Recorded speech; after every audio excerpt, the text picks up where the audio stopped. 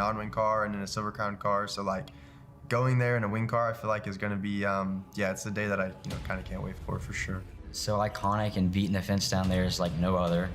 You have to be 1,000% every single lap. Not like it's any different with the high limit guys on the other night, but those just, I feel like, add another level of intensity.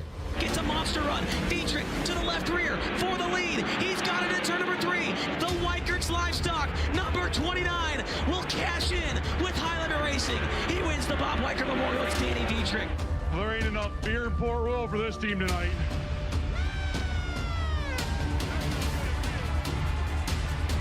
There's only one track like Port Royal, and that's Port Royal.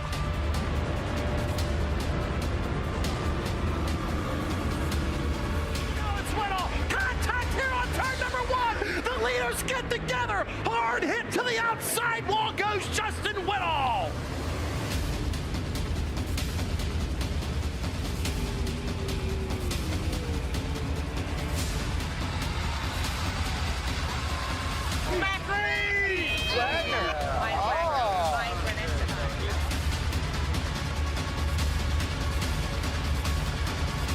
We are ready to go racing here at Port Royal Speedway for the Bob Weikert Memorial.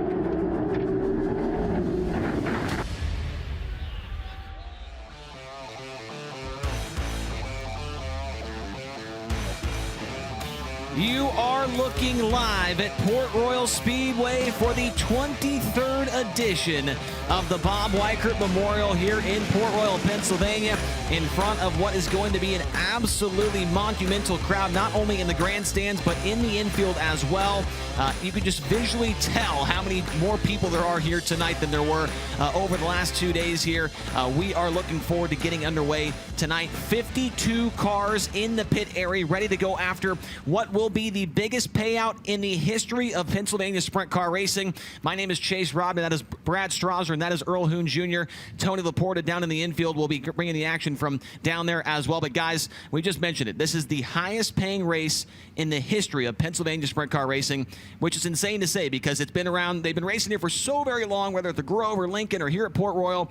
But for this to come down to this and be here and witness history, this is going to be incredible. Yeah, last year we thought, well, $75,000 is a lot of money, right? And we were able to set that record for being the richest paying event in Port Royal Speedway history. And it's like, yep, we're going to come right back here this year, pay another $75,000. And then all of a sudden a rain out happened here on Friday, and then a generous donor came to us and said, hey, you know what?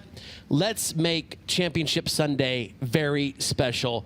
Cut a check right there, and he goes, let's make it 6 figures. And that is why this place is absolutely starting to get jam-packed with race fans, because tonight is the richest paying race here in the state of Pennsylvania. And talking to the drivers in the pre-race show that we had here at the track, for central Pennsylvania being such a hotbed for sprint car racing, you know, for a race like this to pay $100,000, they were like, this just makes sense. Like, it's shocking, it's surprising, we're happy it happened, but like also finally, right? Like, you know, a state like PA, yeah, this has to happen, and it just makes sense. It's crazy that there has not been a $100,000 payday in Pennsylvania for sprint car racing until tonight, but that is indeed the case. And as Brad mentioned there, a lot of the drivers are just excited for it to finally happen and be a part of history here this evening. Here is the weather forecast. You get a look at what is up for grabs besides the $100,000 check, of course, those bullhead trophies. Here is the forecast: 65 degrees, 6-mile-per-hour winds, and overcast conditions here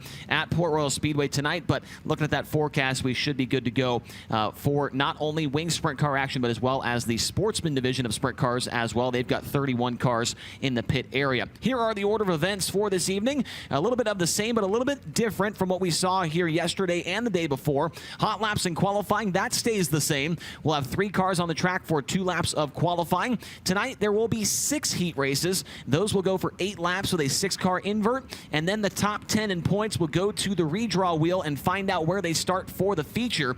That'll line up the first 5 rows of the main event. A C main for 8 laps, a B main for 12 laps, and a $100,000 to win main event for 40 laps. And we mentioned the format. It has been different every single day this week because more and more cars are showing up. Bottom left of your screen is where you're going to want to look at for this format, because for the first time this weekend, we do have more than 48 cars, 52 in attendance.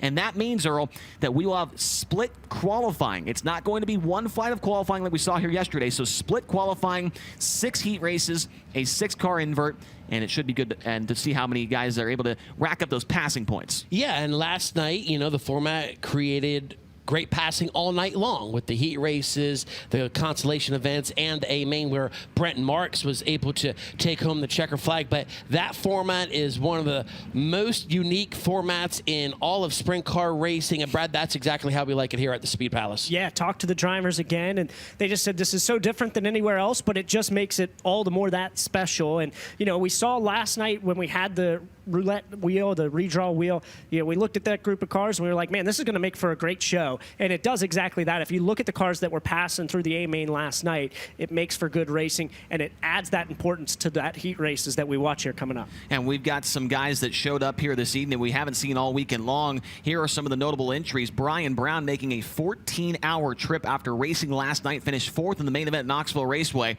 and he made his way over here, and those guys showed up very, very early this morning. David Gravel, Zach Hampton, and Logan Schuhart, 3 World of Outlaws drivers, have also made the trek. They raced last night at the Attica Raceway Park in Ohio. And we also got Dominic Malaire, Freddie Raymer, Mark Smith, Mikey Thompson, Troy Wagaman Jr., just a couple of PA Posse guys that were racing elsewhere throughout the weekend. They are also here as well for a 52-car field. Earl, the guys that you want to be here, they're here. It's a who's who when you look at the driver roster here in 410 Sprint Car, right? You have big events all across the country, and we could talk about them, right?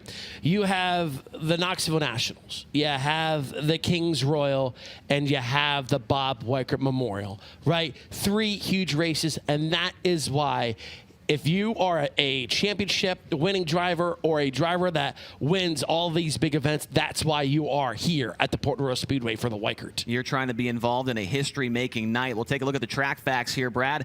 Opened back in 1938. Of course, it's a half mile. That track record set by Brian Brown. We mentioned him just a few moments ago, a 14.868.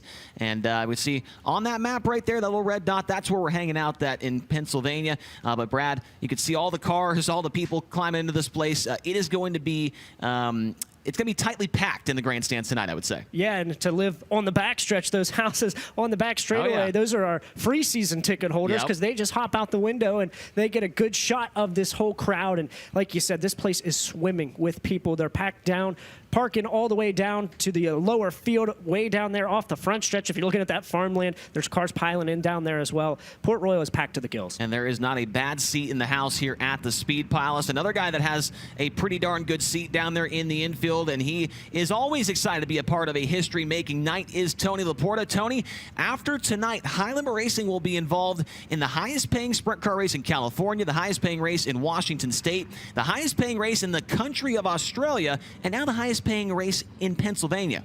We're history makers.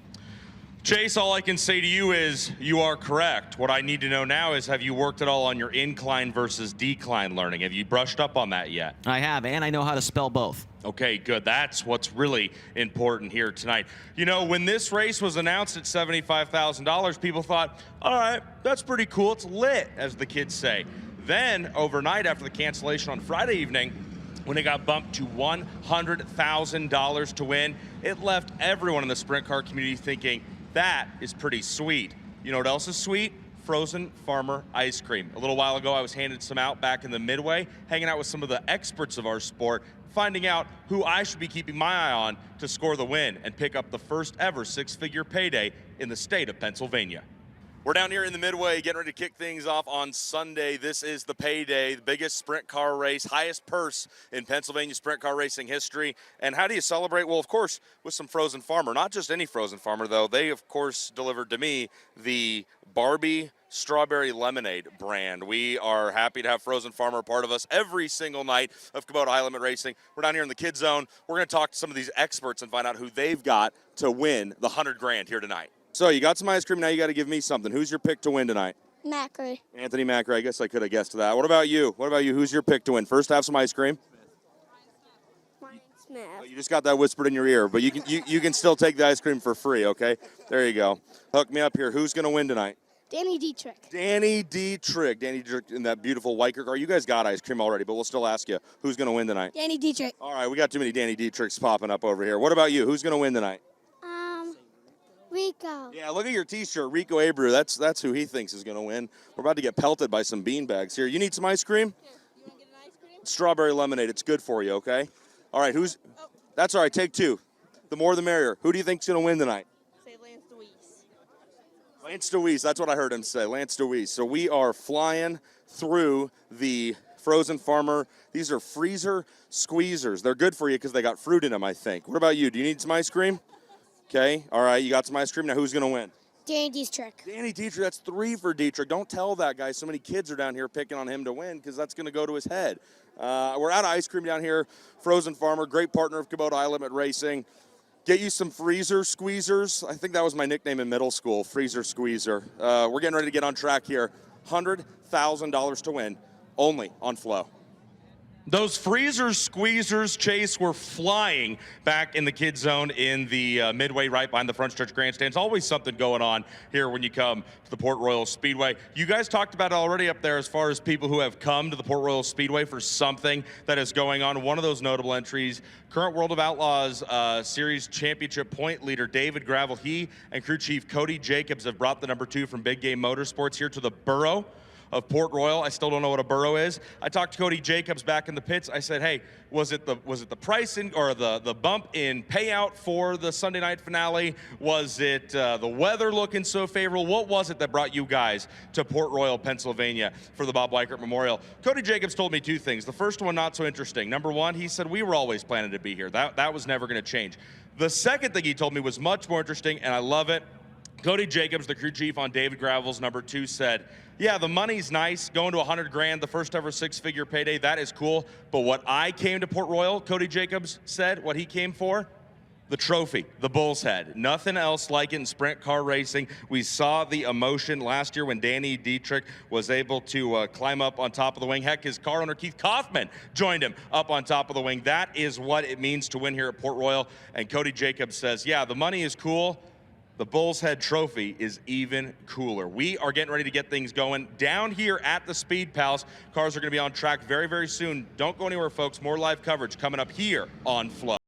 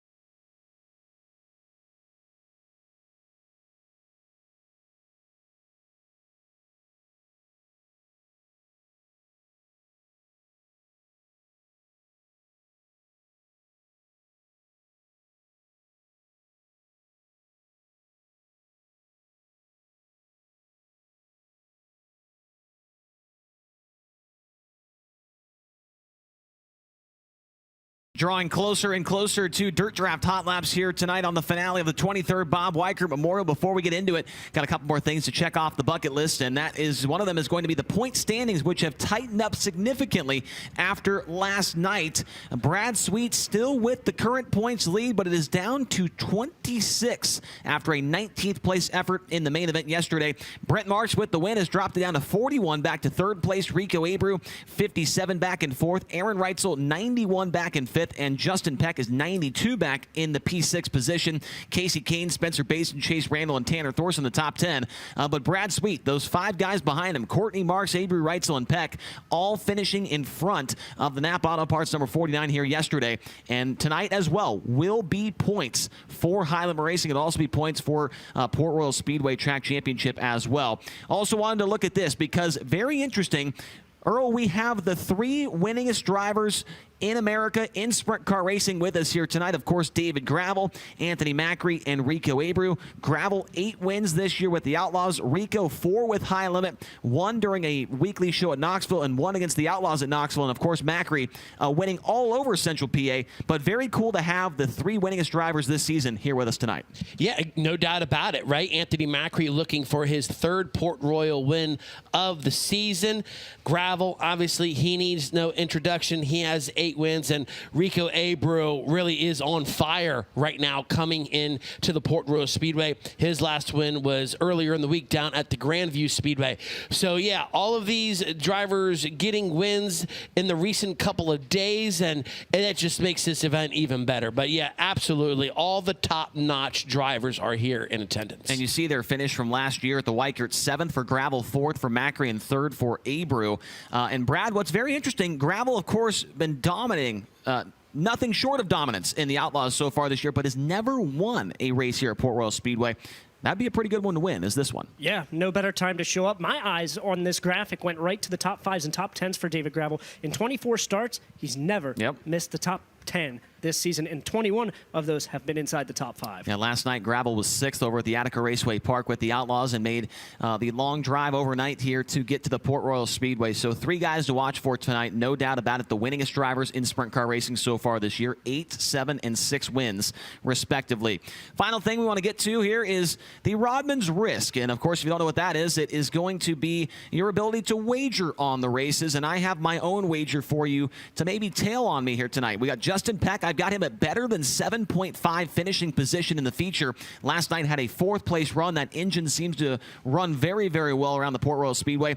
Brad Sweet, last night 19th in the main event, so I'm feeling pretty good about him, worse than 3.5. And Brent Marks with the win yesterday. He has got all the confidence in the world right now, better than 4.5. Other drivers you could choose from for your parlay include Aaron Reitzel at 7.5, Anthony Macri at 6.5, Tyler Courtney 5.5, and Rico Abreu at 3.5. If you would like to learn more, go to nxtbets.com/playhlr. While you are there, get a sign-up bonus, and it'll show you which sportsbooks are available in your region. Port Royal Speedway is often known as the great neutralizer. When it comes to guys on hot starts, it makes it so hard to gauge those bets because I think, Justin Peck came in and wasn't super confident in the engine that he had coming in, and he was inside the top 5 last night. Brent Marks, to bet him at 3.5, you really have no idea. The track is different every time out. These guys come, it's going to be an entirely different surface, I think, than what they saw yesterday. Our track crew does a fantastic job to get it in prime shape,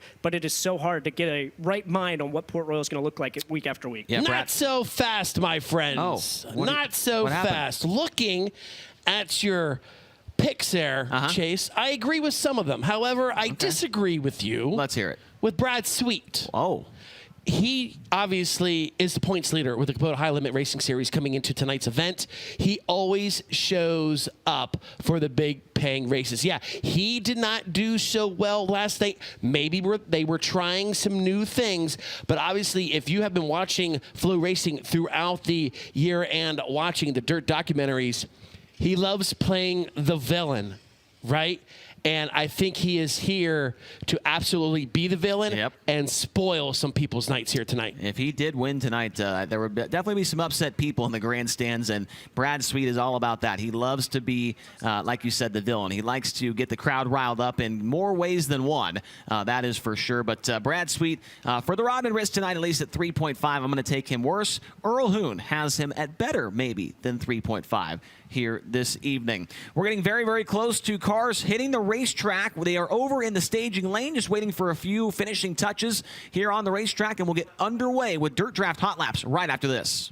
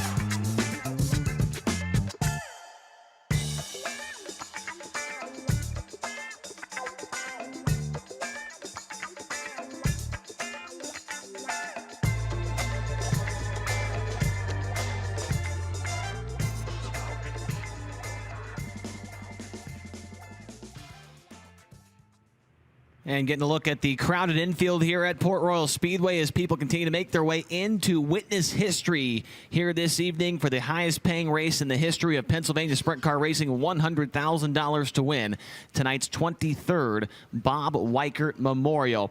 Last night we had a very, very good race here. It was won by Brent Marks, and in a few moments we will be showing you the highlights of that feature.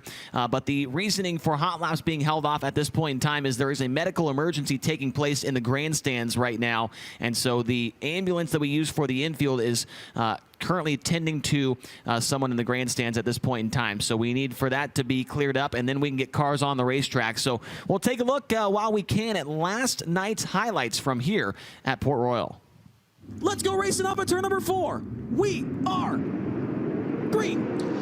And night number 2 of the Bob Weikert Memorial is underway here at the Port Royal Speedway. Danny Dietrich, Lance DeWeese drag race in the turns number 1 and 2. DeWeese will set the pace down the backstretch. Lance DeWeese down the backstretch with the early race lead in the Barry Shearer number 12. He'll run the middle in turns 3 and 4. Dietrich back behind running in second. Brent Marks is in third. And across the line, it looks like your 4th place car is going to be Cy Lynch at the completion of lap number 1. Spencer Basin also takes that 4th spot away from Lynch right at the line. Now look at Justin Peck. Justin Whittle also right there.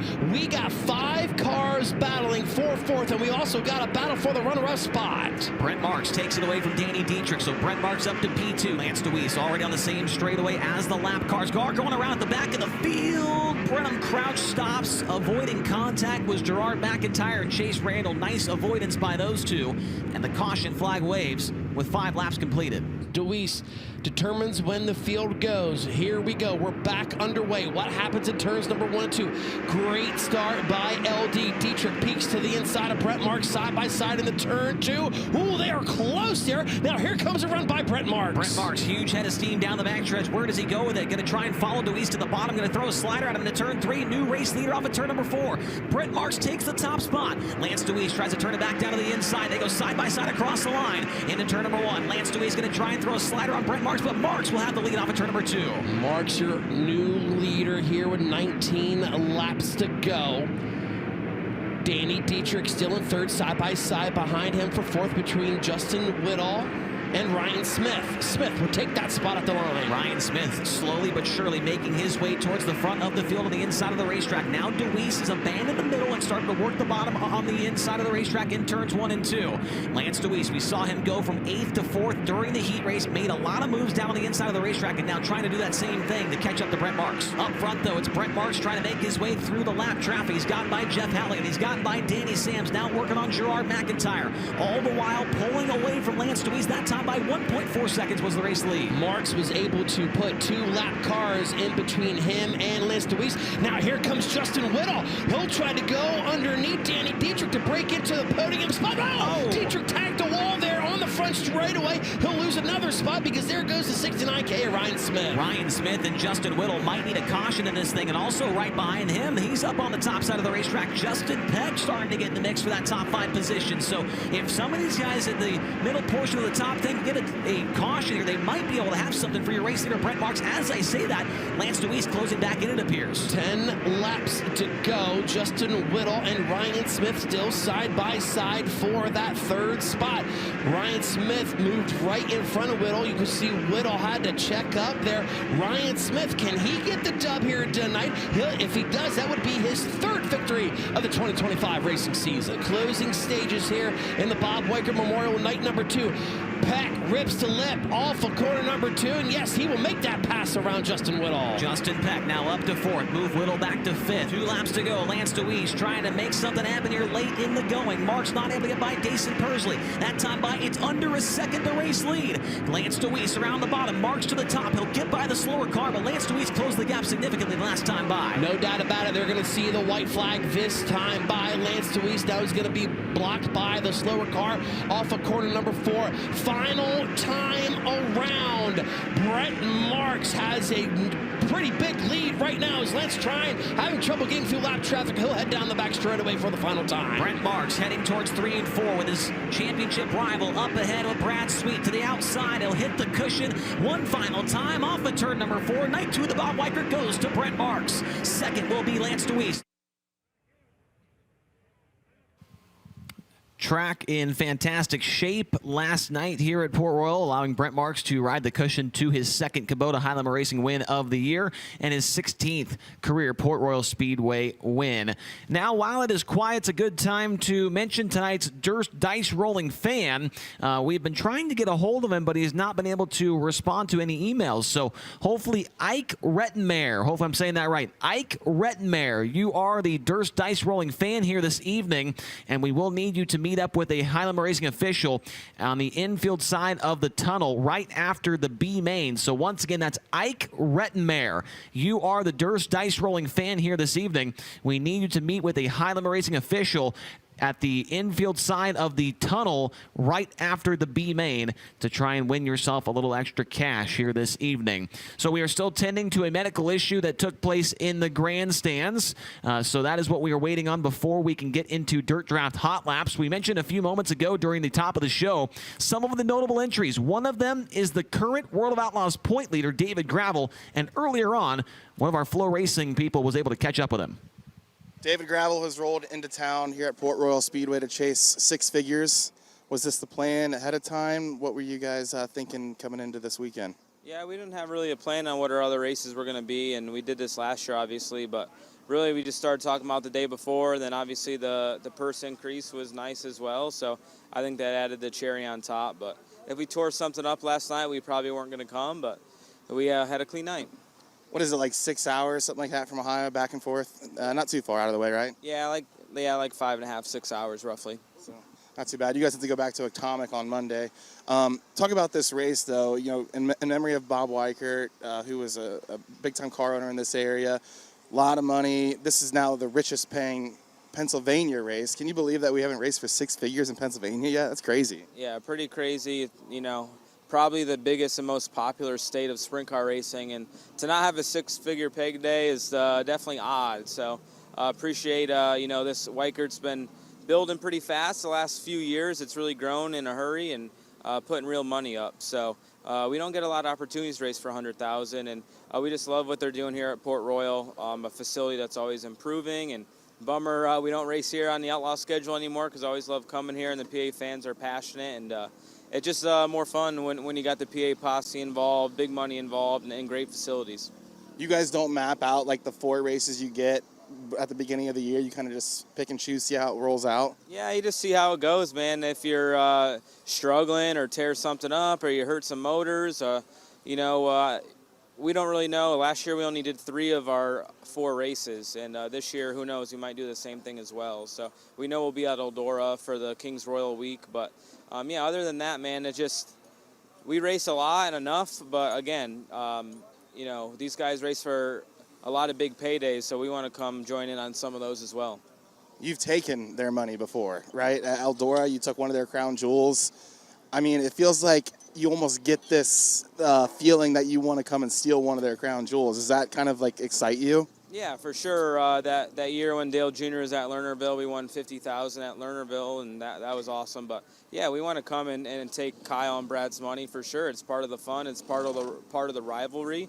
You know, not that I hate or love Kyle or Brad, but they're friends of mine. But you know, they're having a competing series in the series that I'm in, so it's just part of the fun. It's like playoff sports, right? Like you wanna beat your other competitor, and that's all it is. It's part of the fun, and we're all competitive people, and we're all going to lay it out on the line. I feel like you've always been the type that shows up for these big races too, with just a different mindset, and it's a little Masters-esque, right? Or like majors, right? You consider these almost majors, like in the PGA? Yeah, I think like 50,000 and above is a major, you would say, and you know, unique formats, just a whole different ball game, and we don't have to race for points. It's a different mindset as well, and you know, a lot of times I hold back in the race car in the feature because I got a points race. So when you're racing at Eldora for 100,000 one night and 175 the next, you know, there's nothing holding you back. What would the PA Posse fans do if an Outlaw wins tonight? They haven't been expecting that. They probably don't know how to react. But, man, I wish we had the opportunity. All I ask is for a chance to win the race and be in the ball game tonight, get in the redraw, and battle it out. So, I mean, if that happens, great. I've never won here at Port Royal, had plenty of podiums over the years, but I would love to make this my first win. You know, the Weikerts sponsored me at the CJB car and the 41 car, so they're good friends of ours, and I know Danny's involved in this, and yeah, he paid me a lot of money to show up, so that's why I'm here. The Outlaw Point Leader is here tonight along with a trio of Outlaws to contend with High Limit, the PA Posse. It's going to be a huge night in Central Pennsylvania. Looking forward to seeing what David Gravel can do here this evening in that Big Game Motorsports #2, along with Zach Hampton in the Bill Rose #6 and Logan Short, of course, in the Shark Racing #1S. And Gravel mentioned it there. Never been able to get a win here at Port Royal Speedway.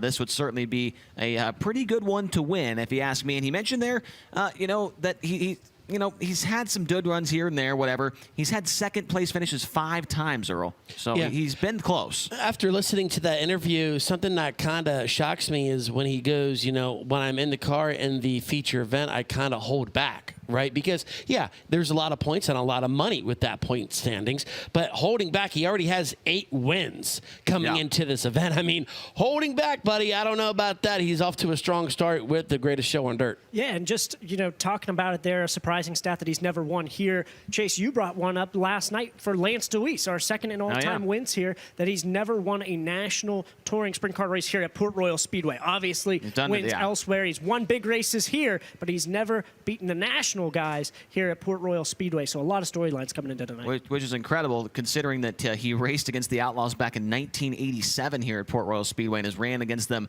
plenty of times ever since then as well. Lance came very, very close to getting a national touring win for the first time here at Port Royal last night. Led a couple of laps of the feature, ended up coming home in that second position to Brent Marks, and Brian Walker was able to catch up with him after the race in this edition of After the Checkers.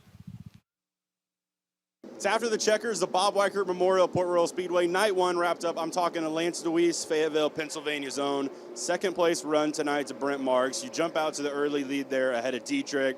That lap 5 restart is really what kind of changed the race. You restart next to Brent. Talk me through your decision to take the top and that little battle you had with him and chasing him through traffic. Well, the decision to take top, I beat Danny on the start.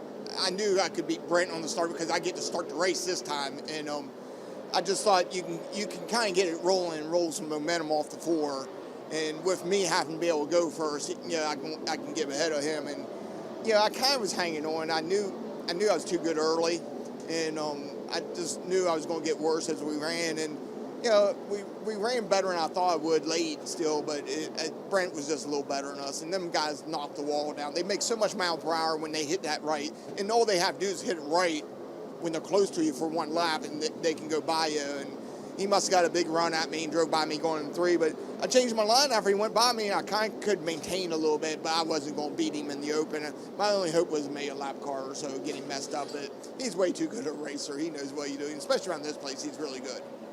Regardless, great run for you guys tonight. Going into tomorrow, now pays $100,000 to win. How good does it make you guys feel as a team that with the speed you have in such a big race? Well, it feels good. We've been kind of pretty quick all year, but we haven't put a whole night together all year. Heat races kind of been my downfall all year. We just have been so bad in heat races. But the last 2 weeks here, we've found some more speed. We've been working really hard, and tonight, we timed really good for when I went out, and we were really good in our heat, and we were good in the feature. So we're finally getting everything rolling, and we were really good. The Outlaw showed the Grove, had to take a provisional, was hard charger there. So we're kind of getting everything going in the right direction. We kind of got the balance of the car pretty darn nice right now. So hopefully, it still comes down to one thing: you have time good tomorrow. Hopefully the pill draw don't kill you too much. We might be split groups tomorrow if we get enough cars. So hopefully we can do that, and hopefully tracks where you can race on it, and we'll get ourselves in a position to have a shot at it. I got to ask. And we are back here at Port Royal. We do have cars on the track now for the first Dirt Draft Hot Lap session of the night. So we'll introduce you to the cars that are on the racetrack as they appear. We'll start on the far left of your screen if you're watching at home on Flow. Driver that was not with us here the last 2 nights from Hanover, Pennsylvania to Leland's Collectibles, Hefner Racing Enterprises, Blazers Body Shop, Willwood Brakes. Number 27, it's Troy Wagaman Jr. Troy Wagaman in the 27. And making his way into turn number 1 from Clute, Texas, in the Falcons Brothers Trucking, Power Plus, STC, American Table, Bargain Barn, car number 87, that's Aaron Reitzel. Aaron Reitzel in the 87. And making his way down the backstretch now from Hanover, Pennsylvania, the Dryden, Duramax, Federated Auto Parts, C&D Rigging, Mark Martin Motors, Shark Racing number 1S. That's the Shark, Logan Schuhart. Logan Schuhart in the 1S. And from Ephrata in the Fleet Reps, Risser Motorsports, the Tree Center, Keystone Ag Spray, car number 45, it's Jeff Halligan. Jeff Halligan in the 45. And rolling off at turn number 4 now from Plainfield, Indiana, the Tully's Heating and Cooling, Steve Beitler Yacht Charter, C&D Rigging, Massey Valley Transportation number 6. That is Zach Hampton. Zach Hampton in car number 6. And from St. Helena, California, in the Rico Abreu, Curb Agajanian Racing, Bear Bear Printing, Waste Connection, Spankins Motorsports, ArcZone.com. Car number 24, it's Rico Abreu. Rico Abreu in the 24. And also on the Speedway from Liverpool, Pennsylvania, driving the Mountain View Travel, Village Square Plaza, High-Tech Metals, Smith Titanium number 11. It is TJ Stutz. TJ Stutz in car number 11. Also making his way down the main straightaway from Lubbock, Texas, in the Horizon Whiskey, Nice Cretan Landis, ShopTruckParts.com, PhilPools.com, high performance lubricants, car number 5. That's Brenham Crouch. Brenham Crouch in car number 5. And the final car on the track for this first hot lap session from Mifflintown, Pennsylvania, the Juniata Concrete Bargain Barn, HP Engines, Big Daddy's Grill and Chill number 10. That is Jake Waters. Jake Waters in the number 10. Those are the drivers in our first of what will be 6 hot lap sessions tonight, but the first group of cars, the first flight of cars will hot lap Earl, and then we'll go into qualifying for flight A, and then we'll do the same thing. We'll hot lap flight B and then qualify flight B, keeping them separated. Yeah, and the reason why, because this track can change, right? Well, you know, if say you run 6 consistent groups of hot laps, that track is going to change a lot from if you were out there in the very first set. And that is a difference from the format that we saw the last 2 days. The last 2 nights, it was 1 flight of qualifying. So the first car and what would have been the 45th car last night qualified against each other in the Bob Weikert Memorial format. But when we get over 48 cars, it does split into 2 flights. And so that is part of the format here this weekend, as cars now begin to come to life for the first time here tonight at the Speed Palace. We're underway with Dirt Draft Hot Laps.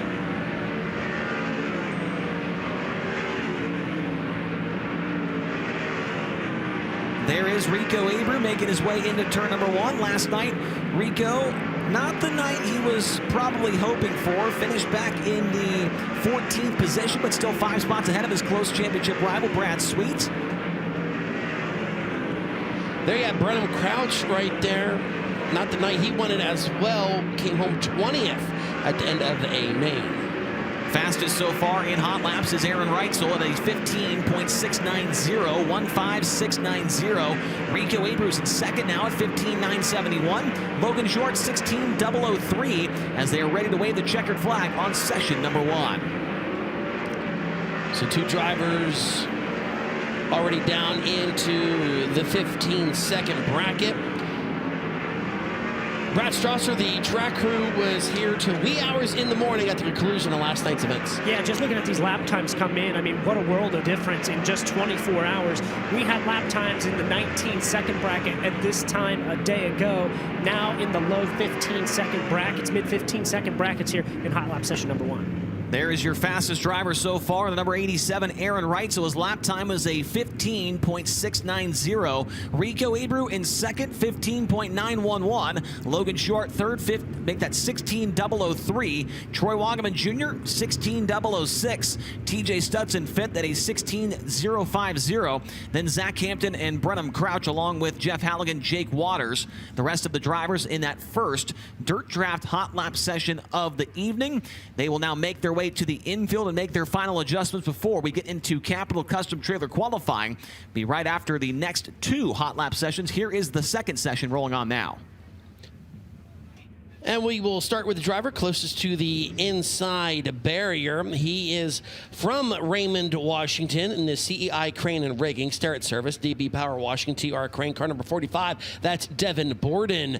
Devin Borden in the 45B. And driver that was not with us here last night from Sulphurville, Pennsylvania, the Trans-East Equipment, Pioneer Pole Buildings, Ken's Tires, Specialty Rigging, number 51. That is Freddie Raymer. Freddie Raymer in the 51. Also just getting shoved off here on the front straightaway. Took that long haul from the Knoxville Raceway last night, and he's from Higginsville in the Casey's FEP, Andy's Frozen Custard, Impact Science, Bold Racing, Cat Excavation, car number 21. That's Blackjack Brian Brown. Brian Brown in the 21. Also rolling around the racetrack in turn number 2 now from Apollo, Pennsylvania. That's the Mercedes Motorsports, Ducati of Pittsburgh, Hollywood Blasting and Coating, Mountain Mechanical, MAV Motorsports, number 42. The driver is Cy Lynch. Cy Lynch in the 42.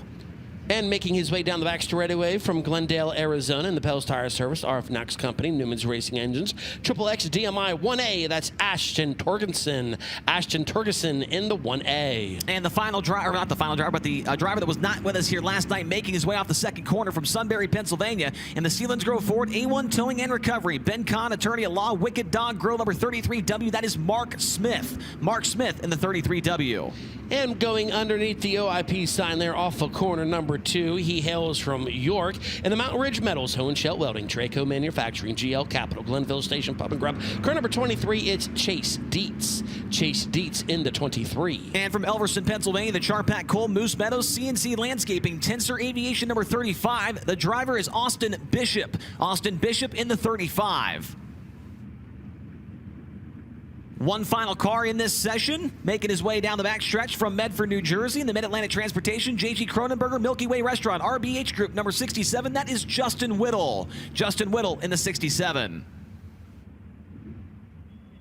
Those are the drivers in our second Dirt Draft Hot Lap session of the night. If you don't know what Dirt Draft is, well, listen to this, and you might want to download it in the App Store.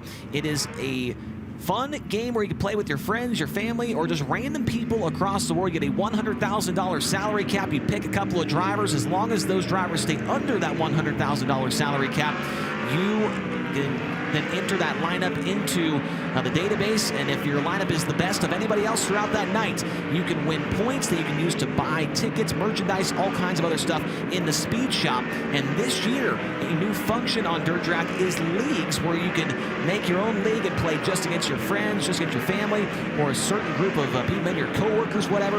That is a new function this year, Dirt Draft Leagues. Check it out in the App Store. So the second flight of Dirt Draft Hot Laps getting underway. Good to have Brian Brown right back here at the Port Royal Speedway, Brad Strasser. A former Tuscarora 50 winner with us here. Look at Chase Dietz. He's a hot driver in central Pennsylvania. Was able to pick up a win a week ago at the Sealands Grove Speedway. Almost won at Lincoln as well. One of the hottest drivers in central PA. Yeah, believe it or not, he's still searching for his first career Port Royal victory. Can he do it tonight and take home $100,000? Brian Brown, currently the fastest in this group. He's third overall at a 15.982 as the caution comes out, and that will do it for Brownie. He is P3 overall in this second set of hot laps. Aaron Reitzel still the fastest at 15.690. Rico Abreu in second, Brown third. Justin Whittle in that group jumps to fourth quick at a 15.998. Then Logan Schuhart rounds out the top 5. Troy Wagaman, Chase Dietz, TJ Stutz, Cy Lynch, and Austin Bishop inside the top 10, with one more group of cars in Flight A of hot laps to make their way onto the track.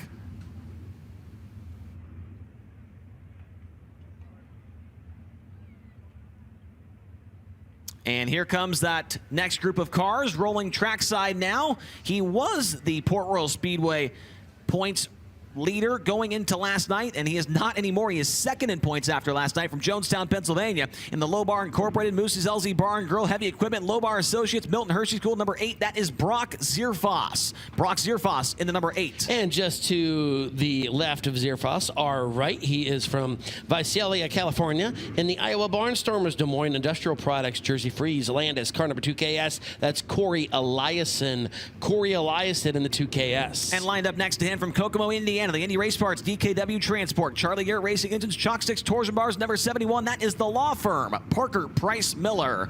Parker Price Miller in the 71. And just going below the flag stand, good to have this driver back here after getting into a crash last night that led into a flash fire. He is from Fonda, New York.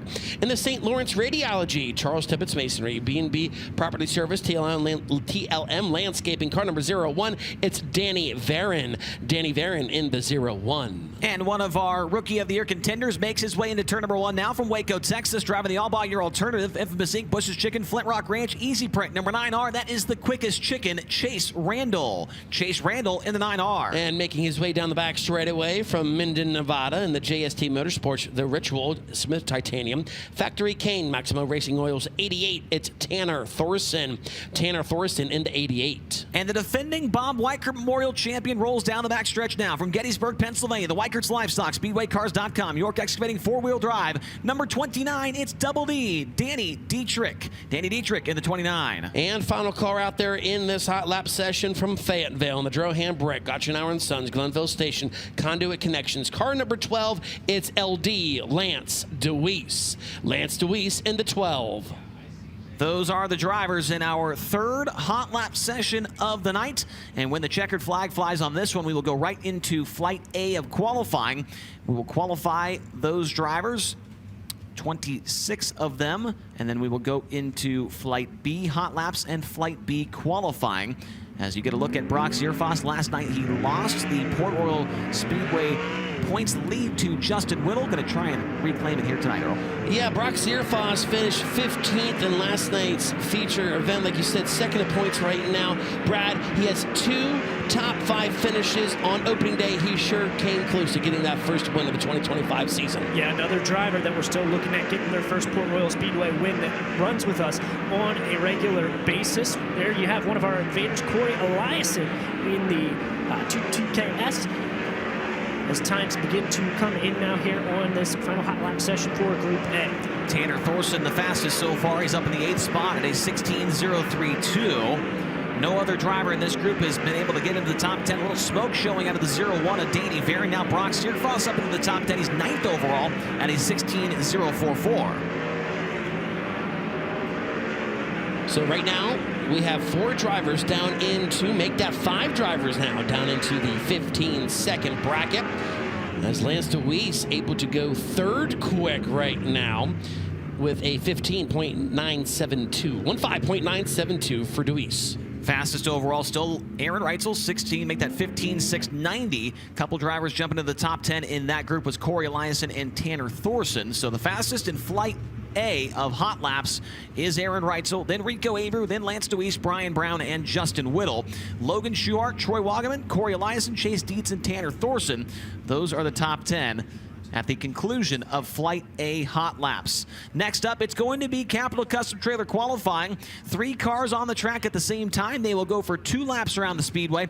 The best lap time, or their lap times, will line them up for a heat race later on. Now, with the Weikert format, the fastest driver overall tonight will get 150 points towards their total. And then in the heat races, we'll invert 6 drivers, and they will go for passing points in the heat race. We'll combine the points from the heat race and qualifying, and the top 5 from Flight A and the top 5 from Flight B will then go to the redraw to find out where they will start for the feature event.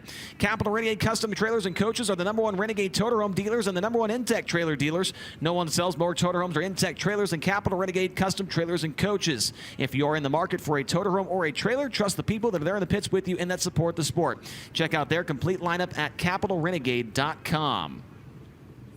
Aaron Reitzel going to be going out early. He's the what looks to be the 5th, maybe the 6th car out to qualify. And he's had 6 fast time awards this year with High Limit Racing, which is incredible. We've only had 14 races heading into tonight. So Reitzel nearly quick time in half of the races this year. That has been a strong suit for that Ridge & Sun Racing number 8017 team. They also have 2 wins on the year. One of those came at the Thunderbolt Raceway in Tulare, California, and the other one at the Central Arizona Raceway. Or make that, excuse me, at the Paris Auto Speedway for Aaron Reitzel. So he's had a pretty solid year. His first year back on the national tour. You're getting a look at Brian Brown as he is preparing himself for a qualifying run. The track record holder here at the Port Royal Speedway. That track record at 14.868 seconds, set back on October 28th of 2018, as we are now rolling with our first 3 drivers to qualify here tonight, as we'll introduce you to them as they come onto the Speedway.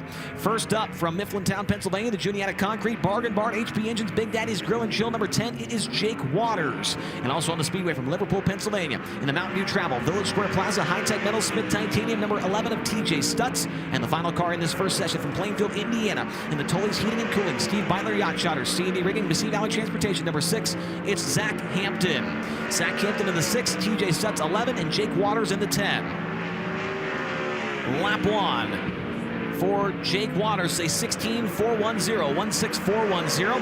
TJ Stutz, he'll go to the top at 16.032, 16032. Zach Hampton's first lap, he goes to the top, 15.919, 15919. Waters on lap 2 faster, but stays third overall at 16.284, 16.284. TJ Stutz, lap number 2, he's faster as well, 16.024, 16024.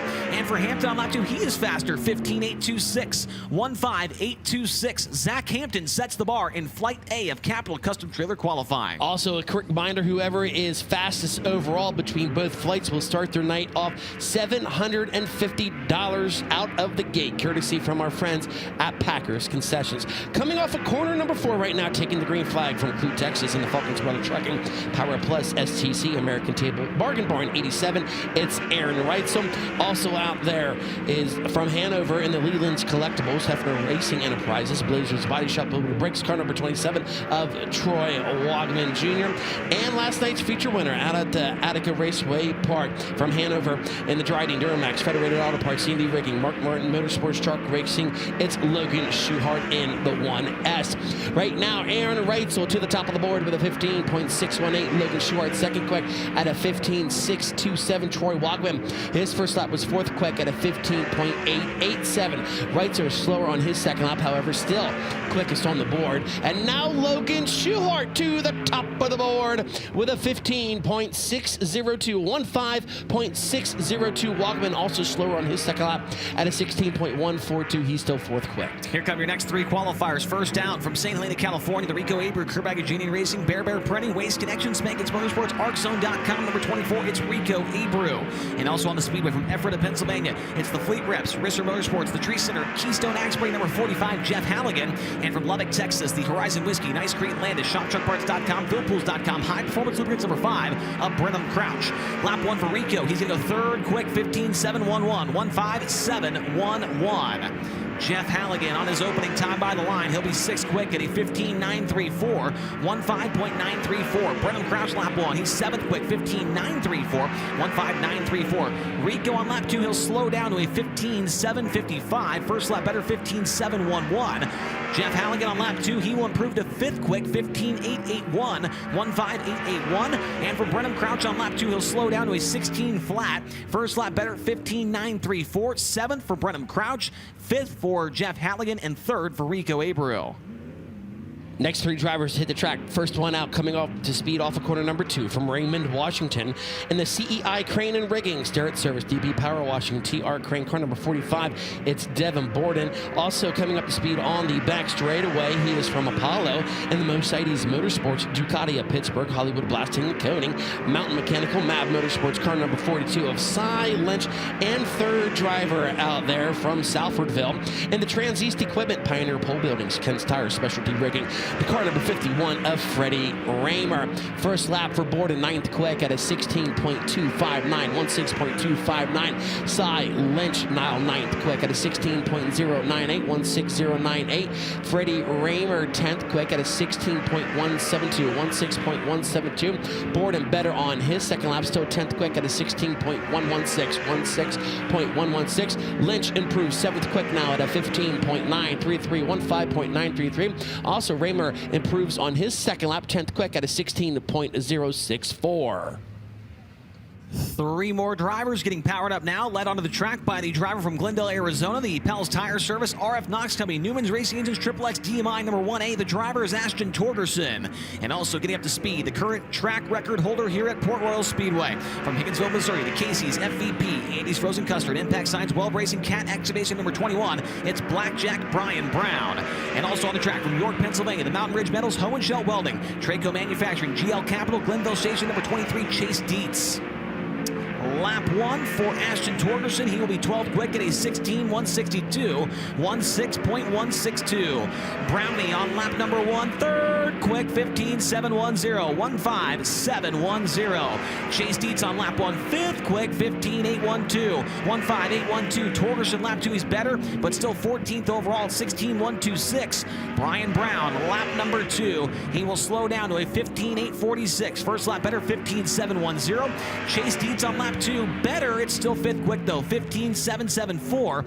Chase Dietz 5th, Brian Brown 3rd, and Ashton Torgerson 14th of 15 cars in Flight A. Next trio out to take time here during Capital Custom Trailer and Coaches qualifying, brought to you by Packers Concessions, coming up to speed in turns number 3 and 4 from Medford, New Jersey. In the Mid-Atlantic Transportation, J.G. Cronenberger, Milky Way Restaurant, RBH Group, car number 67, it's Justin Whittle. And then also making his way off of corner number 4 from Elverson, the Charpack Coal Processing Plant, Moose Meadows, CNC Landscaping, Tensor Aviation 35, it's Austin Bishop. And 3rd driver out there from Sunbury, and the Sounds go forward, A1 Towing and Recovery, Bencon Eternity at Law, Wicked Dog Grill, car number 33W, it's Mark Smith. Right now, Justin Whittle, 7th quick at a 15.864. Austin Bishop, 13th quick at a 16.042. Mark Smith, 18th quick at a 16.476. Justin Whittle better on his second lap, 7th quick now at a 15.828. 15.828. Bishop slower on his second lap at a 16.162. He's still 13th quick. Mark Smith improves, but he's still 18th quick with a lap of a 16.469, 16.469. Here come your next 3 qualifiers from Jonestown, Pennsylvania. It's the Low Bar Incorporated, Moose's LZ Bar and Grill, Heavy Equipment, Low Bar Associates, Milton Hershey School, number 8. Here is Brock Zierfoss. And also on the racetrack from Minden, Nevada, the JST Motorsports, the Richwell Smith Titanium Factory Cane, Maxwell Racing Oils, number 88. It's Tanner Thorson, and the defending winner of the Weikert from Gettysburg, Pennsylvania, the Weikert's Livestock, SpeedwayCars.com, York Excavating, RV 4-wheel drive, number 29. It's Double D, Danny Dietrich. Zierfoss on lap number 1. He will be 12th quick at a 15.966, 15.966. Thorson on lap 1, 19th overall at 16.352, 16.352. Danny Dietrich on lap number 1, 16th quick, 16.073, 16.073. And on lap 2 for Brock Zierfoss, he'll slow down to a 16.052. Lap 2 for Thorson up to 13th quick now at a 15.994, 15.994. Danny Dietrich, lap number 2, he'll slow down to a 16.125. First lap better, 16.073. Danny Dietrich 17th, Tanner Thornton 13th, and Brock Zierfoss in 12th. Next 3 drivers out to take time for the Bob Weikert Memorial. From Kokomo, Indiana, and the IndyRaceParts.com, DKW Transport, Charlie Garrett Racing Engines, Chalk Sticks, Torsion Bars, car number 71. It's Parker Price Miller. Also out there from Visalia, California, in the Iowa Barnstormers, Des Moines Industrial Products, Jersey Freeze, Landis, 2KS of Corey Eliason, and about to get the green flag. The driver is from Fayetteville, in the Joe Handbrick, Gotchenauer & Sons, Glenville Station, Conduit Connections, car number 12D of Lance DeWeese. First lap time for Parker Price Miller, 10th quick at a 15.921, 15.921. Corey Eliason 15th at a 16.010, 16.010. Lance DeWeese 14th quick at a 15.993, 15.993. Parker Price Miller slower on his second lap at a 16.001, still 10th quick. Corey Eliason also slower on his second lap at a 16.071, still 16th quick. And Lance DeWeese will move up the board now to 8th quick at a 15.850, 15.850 for DeWeese. Final 2 qualifiers in Flight A make their way onto the track now. From Fonda, New York, in the St. Lawrence Radiology, Charles Tibbetts Masonry, B&B Properties, TLM Landscaping, number 01. Here's Danny Varon. And also on the track, one of our Rookie of the Year contenders from Waco, Texas, the all-by-your alternative, infamous Ink, Bush's Chicken, Flint Rock Ranch, Easy Print, number 9R, the quickest chicken, Chase Randall. Chase Randall, the 9R, and Danny Varon in the 01. Chase Randall, utilizing a provisional last night, started back at the 28th position, finished 21st in the feature. Danny Varon had an issue in the heat race, was not able to make the show. Lap 1 for him is 24th overall at 16.317, 16.317. Chase Randall, lap number 1, is 25th quick at 16.337, 16337. Danny Varon, 5th place finish last week with Highland Racing at Ransomville Speedway in New York. Lap 2 for him is 23rd overall at 16.265. Lap number 2 is better for Varon, and lap number 2 for Chase Randall. He's up to 21st quick now at 16.110, 16110. Chase Randall 21st and Danny Varon 24th. But that will do it for Flight A of qualifying. Fastest overall tonight at a 15.602. How about it for Logan Schuchart? Schuchart, the fastest of 26 drivers in Flight A. Aaron Reitzel was 2nd, Brian Brown 3rd, Rico Abreu 4th, and Chase Dietz in 5th. Zach Hampton, Justin Whittle, Lance DeWeese, Jeff Halligan, and Troy Wagaman Jr. The top 10 of our first 26 drivers, as they will now make their way off the track back to the pit area and prepare for the first 3 heat races. And then we will go to Flight B hot laps here in just a few moments and go right into Flight B qualifying as well. While the cars make their way back to the pit area, we'll take a break on Flow. We'll be right back with more action here from Port Royal. I'm Rico Abreu, and you're watching Kubota High Limit Racing on Flow.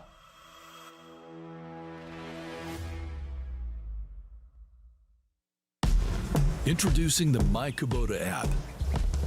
With My Kubota, connecting with your local dealer is easier than ever.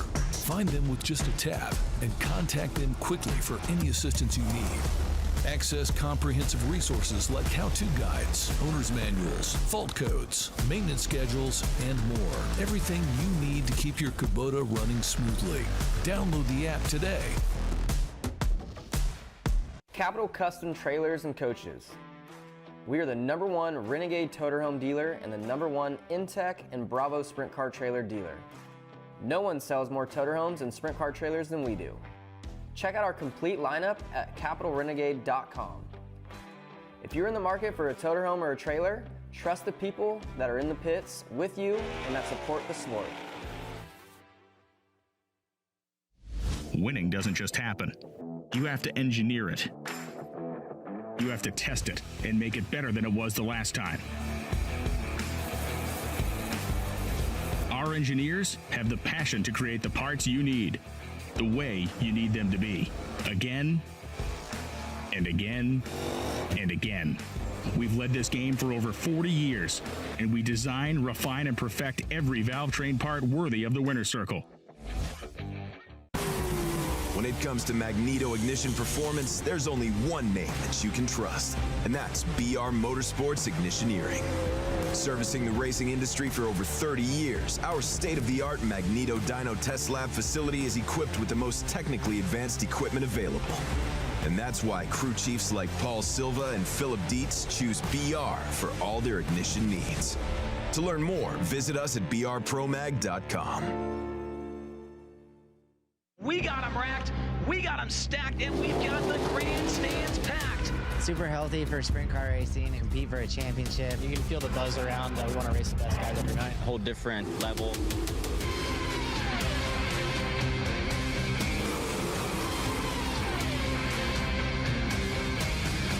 This is the high limit room. It's the home of 24 high rollers.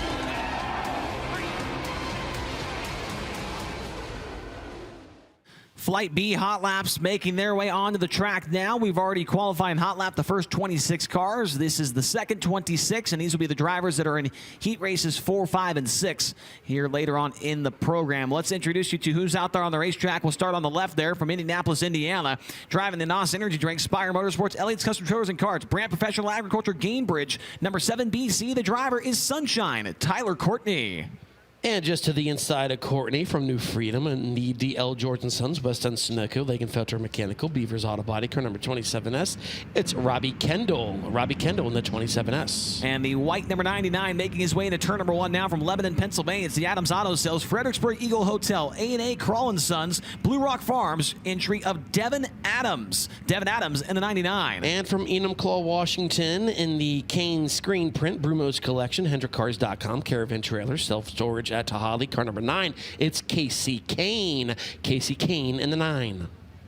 And also out there on the racetrack, the driver from Harrisonville, Pennsylvania.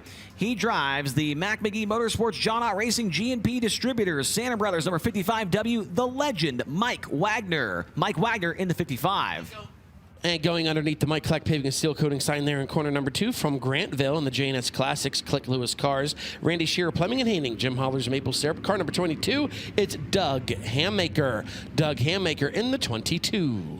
Waiting on a couple more cars to make their way onto the track to get fired off, but I was impressed last night with the 22 of Doug Hammaker making the show. Had a solid run in the heat race, qualified well, and in that feature finished a little bit farther down the order, but still for a guy that's trying to figure things out in the 410s, he finished up 26 and made the feature against a really stout field of cars. Also out there on the racetrack for this session from Dillsburg, Pennsylvania, in the Chet's Trunks RV 4-wheel drive, Eric's Tent Shop Bruner Service Center, number 47K, that is Cody Lehman. Cody Lehman in the 47K. And about to get shoved off here on the front straightaway. He is from Sealands Grove in the Rose Post Center Roofing Contracting, Victory Auto, BK Motorsports 77. It's Michael Walter. Michael Walter in the 77. Do have one more car that is scheduled to be in this session. He's making his way down the access road now. Want to make sure that's the car we think it is before we announce him. And that is the driver we were hoping it was, from Harrisonville, Pennsylvania, driving the Santa Brothers Mac McGee Motorsports John Ott Racing Coleman Farms, number 55, last night's 5th place finisher, Logan Wagner. Logan Wagner in the 55. So those are the drivers in Flight B Hot Laps, first group. We'll have 2 more groups after this, and much of the same as what we saw in Flight A. We'll get out there once again for qualifying. And I love that right there. Brad, the flag stand with the Bob Weikert Memorial sign on it. It's the small details that matter. Absolutely. It's so cool that the graphic made for that. And, obviously the Bob Weikert colors right there on the flag stand. It's just picturesque in amongst everything else that it's got going for us here in Port Royal with the mountains and the town. It is just the small details, Chase. It certainly is. They think of it all here at Port Royal, and they are making improvements. It seems like every single time we come back here to this racetrack, Earl mentioned it yesterday, they are going to be making the grandstands taller in turn number 4 to seat even more people here. Port Royal Speedway is certainly on the rise, as are the speeds, because we're coming up to green in Dirt Draft Hot Lap session number 4 overall and number 1 of Flight B. Rob Kirk, chief starter here at the Speed Palace, letting the drivers know to wind them up. As, believe it or not, Tyler, Courtney, Chase still searching for that first Kubota High Limit Series win of the season. Definitely very surprising. Second has been the name of the game for him this year. He was second at Ransomville. He was second in Central Arizona. He was second at Lakeside. He was second at this race last year. Tyler Courtney been trying to get that first win out of the way all year long. Maybe tonight is the night. How about that driver right there, Robbie Kendall, Brad Strasser? He shocked the world last year. Yeah, a dream race winner with us here at Port Royal Speedway. Maybe not somebody you expected to see at the front of that one, but what a huge win that was for the 27S team. Michael Walter, the fastest driver here as the checkered flag comes out. 16.030 for car number 77. An interesting day for Michael Walter. He's got Mark Smith driving his car. He already came out during Flight A as the yellow comes out, and it will be Walter hanging on to the fastest time so far in hot laps at 16.030. Casey Kane in second at a 16.172. Robbie Kendall, 16.321. Mike Wagner fourth, 16.352. And then Tyler Courtney rounds out the top 5 at a 16.454. Cody Lehman, Logan Wagner, Doug Hammaker, and Devin Adams, the rest of the drivers in that first group of Flight B. As the drivers are starting to make their way out onto the front straightaway. That driver is from Lebanon, Indiana, in the Sander Engineering, 4C's Construction, Tally, Autry Plumbing, Sencal Demolition. Car number 14, it's Spencer Baston. Spencer Baston in the 14. And lined up next to him from Sealands Grove, Pennsylvania, the Ag Source, Packers Concessions, Creasy Signs, Goff Racing, number 12. That is Blaine Heimbach. Blaine Heimbach in the number 12. Also staging here on the front straightaway from Northport, Florida, in the Global Link, Moxie Motorsports Advisors, Creative Products Group. Car number 24D, it's Danny Sams III. Danny Sams III in the 24D. And firing off now down the front stretch from New Oxford, Pennsylvania, the Imes Auctions, Weaver's Body Shop, Big Daddy's Grill and Chill, KR Perry Trucking number 33 of Gerard McIntyre Jr. Gerard McIntyre in the 33. Also out there in this hot lap session, already has 2 wins here this season from Kunkletown in the Glenville Station Pub Grub, Jetco, Kreitz Oval Track Products. Downs Automotive 69K, it's the Kunkletown Kid of Ryan Smith. Ryan Smith in the 69K. And also getting pushed off was not with us here last night from Newtown, Pennsylvania, in the Thompson Motor Service, IGA Middleburg, 410 Enterprises Fire and Safety Services number 11. It's Mikey Thompson. Mikey Thompson in the 11T. And coming up, getting shoved off there in turn 1, he is from Monrovia, Indiana. In the Skagit Speedway, Race Redeem Foundation, Ford Performance, Hager Realty, Redeem Management 26. It's Justin Peck. Justin Peck in the 26. And making his way down the backstretch now, the defending World of Outlaws champion from Watertown, Connecticut, the Houston Speedway, Billion Automotive, Jackson Motorplex, JRC Transportation, Prosper Real Estate, number 2 of David Gravel. David Gravel in the number 2. Also about to make his way down the back straightaway from Warrington in the Karma Industrial Services, Bloss Plumbing, Glendale Labradors, car number 55M, it's Dominic Miller. Dominic Miller in the 55M. Cars getting up to speed now for the second hot lap session in Flight B. Currently the fastest is Michael Walter in the 77 at 16.030. Walter able to pick up that first ever Port Royal Speedway win earlier this year. Had a little help there, Brad, on that night. A little bit. He did. How about Spencer Basted last night getting himself into the redraw? Danny Sams last night. He had some struggles last night battling in main number 2 of the bottom. Yeah, Danny Sams finished 24th in last night's A-main event. And how about that? There is the current World of Outlaws points leader, still searching for that Port Royal victory. David Gravel. Right now, Gravel's second quick overall here in hot lap session number 5 and for Group B.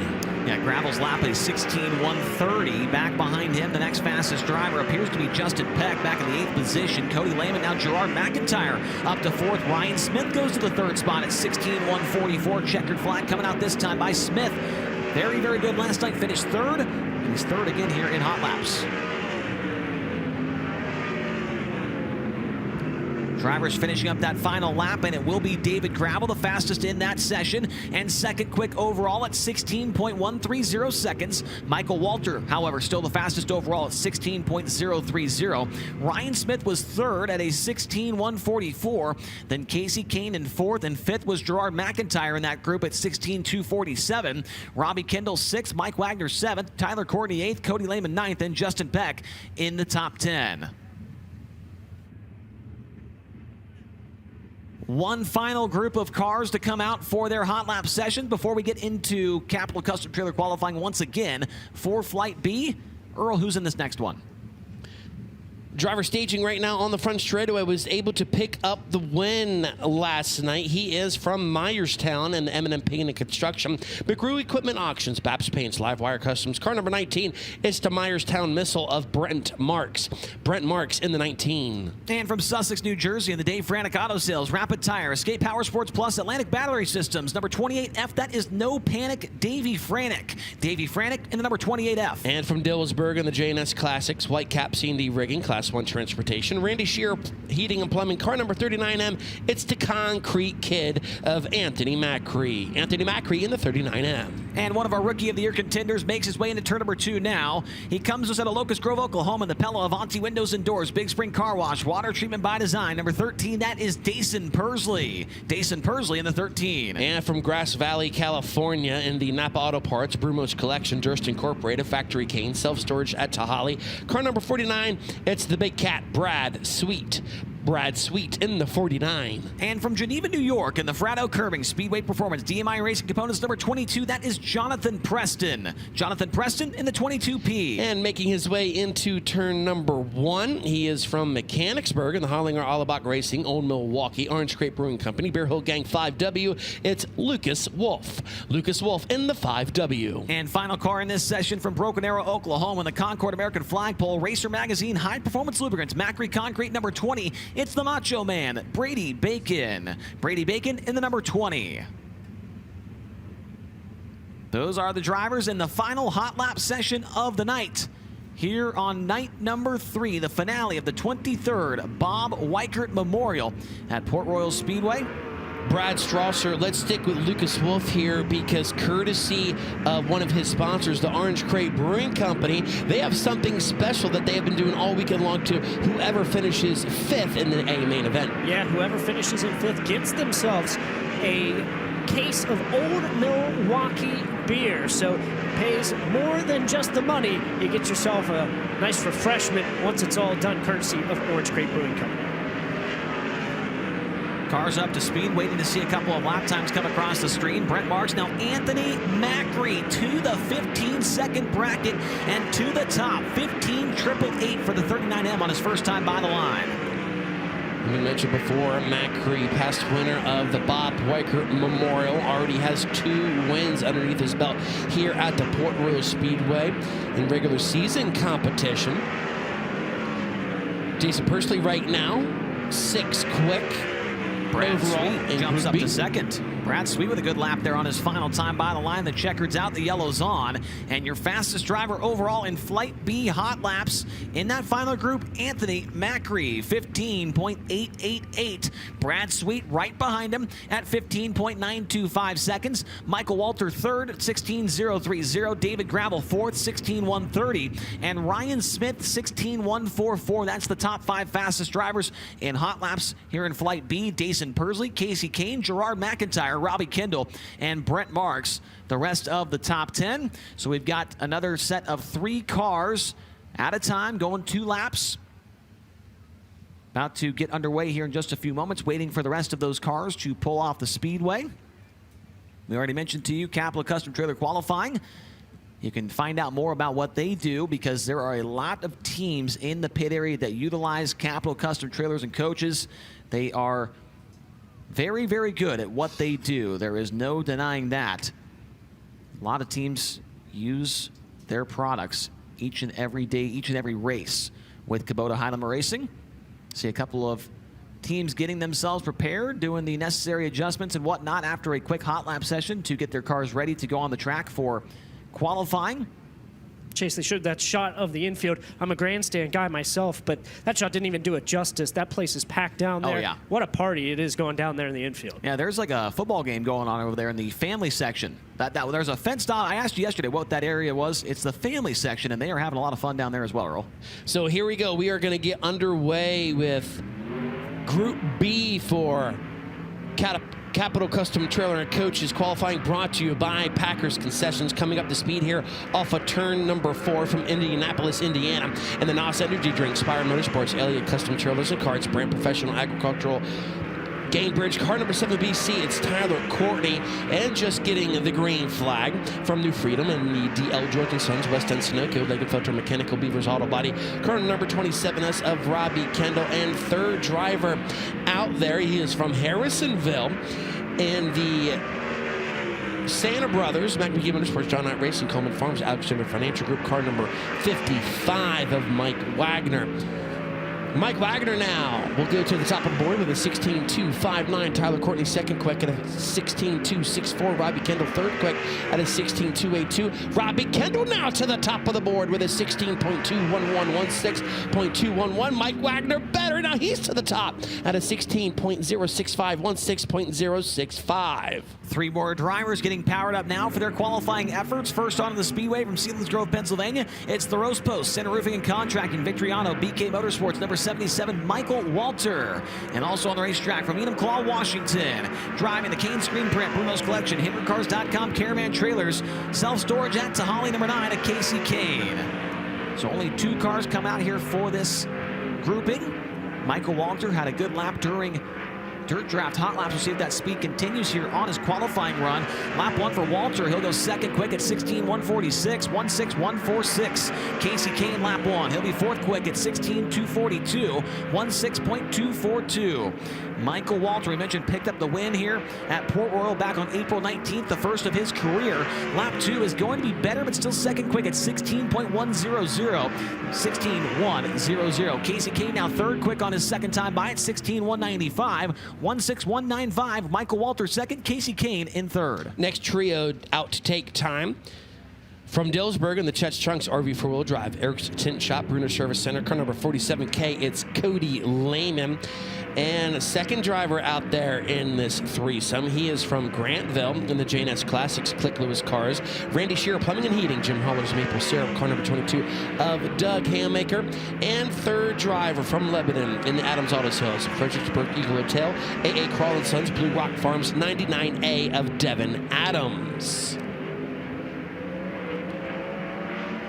First lap time for Cody Lehman, 6 quick at a 16.544, 16.544. Doug Hammaker, 7th quick at a 16.783. Now Devin Adams, 7th quick at a 16.557.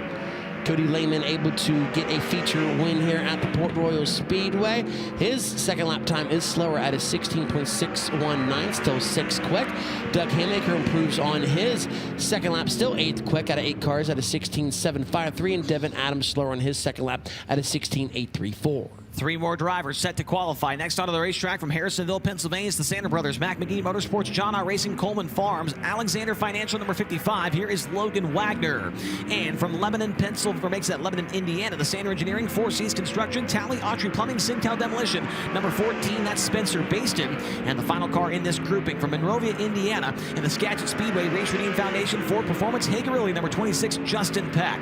Justin Peck in the 26, Spencer Baston in the 14, and Logan Wagner in the 55. Wagner on lap number 1. He will be third quick, 16.187, 16187. Spencer Baston's first lap, he'll be 7th quick, 16.362, 16362. Justin Peck's lap is now 7th quick at 16.342, 16342. Logan Wagner, lap number 2, better, still third quick, 16.163, 16163. Spencer Baston, lap 2, up to 6th quick now, 16.249. And for Justin Peck on lap number 2, he'll go better, but stays 8th quick, 16.280, 16280. Justin Peck 8th, Spencer Baston 6th, and Logan Wagner in 3rd. Next 3 drivers out to take time from New Oxford in the Imes Auctions, Weaver's Body Shop, Big Daddy's Grill and Show, KR Perry Trucking. Car number 33, it's Gerard McIntyre. And joining him from Kunkletown in the Glenville Station Pub and Grub, Jetco, Kreutz Track Products, Downs Automotive, 69K of Ryan Smith. And third driver out there, he is from Newtown in the Thompson Motor Service, IGA Middleburg, 410 Enterprises, Fire and Safety Service, 11T of Mikey Thompson. White flag is out. First lap time for McIntyre, good one. Third quick at a 16.158, 16.158. Now Ryan Smith, third quick at a 16.124, 16.124. Mikey Thompson, 14th quick out of 14 cars at a 17.007, 17.007. McIntyre proves on his second lap. Still fourth quick at a 16.134. Ryan Smith slower on his second lap at a 16.170. Still third quick for him. And Mikey Thompson slower on his second lap at a 17.097. 3 more drivers ready to qualify. Next up from Northport, Florida, here is the Global Link Moxie Sports Advisors Creative Products Group, number 24D of Danny Sams III. And also on the track from Watertown, Connecticut, it's the Houston Speedway, Billion Automotive, Jackson Motorplex, JRC Transportation, Prosper Real Estate, number 2 of David Gravel. And the final car in this session from Warrington, Pennsylvania, the Karma Industrial Services, Bloss Plumbing, Glendale Labradors, number 55M of Dominic Belair. Danny Sams 24D, David Gravel 2, and Dominic Belair 55M. Danny Sams made his Port Royal Speedway debut last night, ended up 24th in the feature. Lap number 1 for him is 11th quick at 16.303, 16303. David Gravel on lap number 1 to the the top. 15.817. 15.817. Dominic Blair, 16th quick on lap number 1. 16.839. 16.839. Danny Sams, lap number 2. He'll slow down to a 16.368. First one better, 16.303. David Gravel, lap number 2. He'll slow down to a 15.907. First lap better, 15.817. And Dominic Blair, he'll improve to 15th quick at 16.658. But David Gravel now the fastest overall in Capital Custom Trailer qualifying at 15.817. Next up, coming up to speed in turn 2 from Selinsgrove in the Ag Source, Packers Concessions, Creasy Signs, Golf Racing, car number 12. It's Blaine Heimbach. And joining him from Grass Valley, California, in the Napa Auto Parts, Brumos Collection, Durst Incorporated, Factory Cane, Self-Storage at Tahali, car number 49 of Brad Sweet, and third car out there from Broken Arrow, Oklahoma, in the Concord American Flagpole, Racer Magazine, High Performance Lubricants, Macri Concrete, car number 20 of Brady Bacon. First lap time for Heimbach. He will go 13th quick at a 16.499, 16.499. Brad Sweet, third quick at a 16.076, 16.076. Good lap for Bacon, 8th quick right now at a 16.191, 16.191. Heimbach looking to improve. He does, still 15th quick at a 16.485, 16.485. Sweet slower on his second lap at a 16.155, still third quick. And Brady Bacon does not improve on his second lap at a 16.336. He's still 8th quick right now. Couple more drivers left to qualify. Next up from Geneva, New York, it's the Fratto Curbing Speedway Performance DMI Racing Components, number 22 of Jonathan Preston. And from Sussex, New Jersey, in the Dave Frantic Auto Sales, Rapid Tire, Escape Power Sports Plus, Atlantic Battery Systems, number 28F, No Panic, Davey Franick. And also on the track, last night's feature winner from Myerstown, Pennsylvania, and the M&M Painting and Construction, McGrew Equipment Auctions, Babs Paint, Livewire Customs, number 19. Here is Brent Marks. Brent Marks, 19, Davey Franick, 28F, and Jonathan Preston, 22P. Lap 1 for Preston. He'll be 21st overall, 17.202, 17202. Franick on lap 1. He's 20th quick, 16.817, 16817. Lap number 1 for Brent Marks. He'll be 10th quick at 16.207, 16207. Jonathan Preston, lap number 2. He will slow down, 17.207. First lap better, 17.202. Davey Franick will slow down as well to a 17.250. First one better, 16.817. And Brent Marks will slow down as well, 16.436. First lap better, 16.207. Brent Marks 10th, Davey Franick 21st, and Jonathan Preston 23rd. And now these are your final 3 drivers to take time. Coming up to speed in turn 4 from Mechanicsburg in the Harlinger Allabach Racing, Old Milwaukee, Orange Grape Brewing Company, Bear Hill Gang 5W, it's Lucas Wolf. Also about to take the green flag from Lucas Grove, Oklahoma, in the Pella Avanti Windows Doors, Big Spring Car Wash, Water Treatment by Design, Coastal Race Parts, Jim Moore Florist, car number 13 of Dason Pursley, and final driver out there from Dillsburg in the JNS Classics, White Cap C&D Rigging Class 1 Transportation, Randy Shearer, Heating and Plumbing, car number 39M of Anthony Macri. Lucas Wolf 16th quick at a 16.402, Dason Pursley 20th quick at a 16.563. Macri second quick at a 16.043. Wolf improves, still 17th quick at a 16.372. Pursley better on his second lap, 18th quick at a 16.390. And Anthony Macri slower on his second lap at a 16.122. So that will do it for Flight B of qualifying. Your fastest driver in Flight B at a 15.817. It is David Gravel. Fastest overall, however, was Logan Schuhart tonight in Capital Custom Trailer qualifying at 15.602. You're getting a look at Gravel's lap now. He was followed by Anthony Macri, Mike Wagner, Brad Sweet, Michael Walter, the top 5. Ryan Smith, Gerard McIntyre, Logan Wagner, Brady Bacon, and Casey Kane, the top 10 in Flight B of Capital Custom Trailer qualifying here tonight. We also could tell you that Logan Schuhart will start his night off strong with $750, courtesy from our friends at Packers Concessions.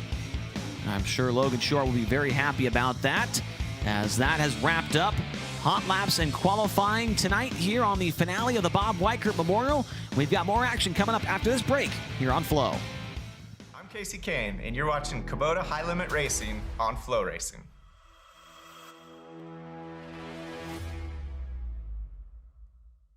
Established in 1983, FK Rod Ends has been the industry leader for both midget and micro racing. Family owned and operated, we take pride in our products and our name because we know you value yours. Visit our website, www.fkrodends.com, to find out how you can join our winning team. FK Rod Ends. To beat the best, you've got to use the best.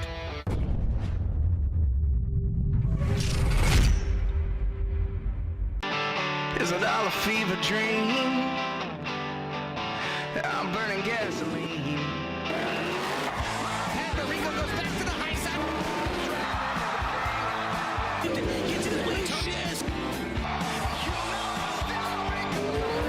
the turn now. Look to the inside of turn one. Abreu to the outside. Major contact.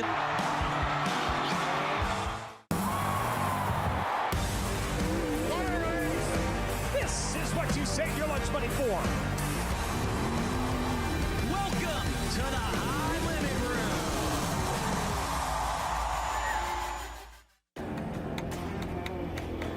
So you're young, what are you, 18? I'm 18.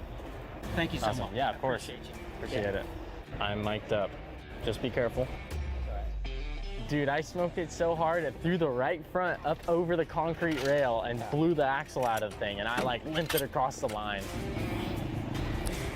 I always try and take a couple minutes before I get in the car and just try and run the race through my head. Yeah, finally back to a small track. What's up, buddy? Oh, what you got? Sweet. Appreciate it, man. Have a good one. Motorhead will go 6 o'clock in the staging lane. All right, good luck. Racing for Driven to Save Lives is, for a cause. It's cool that I get to represent it and, hopefully get more people to sign up for organ donation.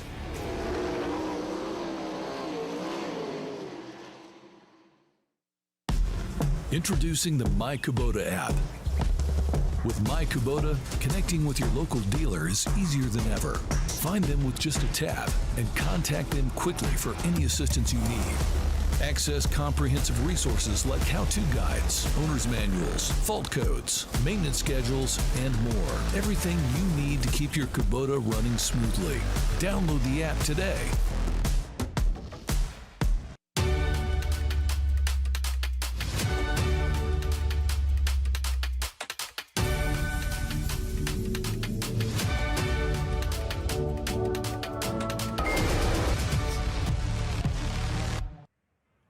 And you are looking live at the Port Royal Speedway for the Bob Weikert Memorial, the 23rd edition of this historic race. And boy, is it history making this year. $100,000 payday, the first in Pennsylvania sprint car racing history.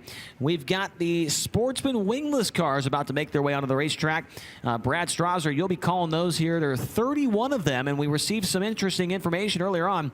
They will start all of them in the feature tonight. Yeah, I told you earlier, I'm watching that for sure. It made this event even more special, I think, because those guys, they didn't even know when they got down to the drivers' meeting, the news was broken to them that, hey, to celebrate all 31 of you guys coming in and supporting this event, we're going to start you all, and you could just see the eyes light up on those drivers down there. It's going to take you 10 minutes to go through the lineup. Yeah, it will. 31 cars, and they're making their way onto the track now for their hot lap sessions. We also like to thank the following partners for making the Bob Weikert Memorial once again this year: Cowpoke Express, H. Curry Transport Incorporated, Ingalls Feed Yard, Hoke Mills Incorporated, and Lone Dakota Acres LLC. So cars are making their way out on to the track here now.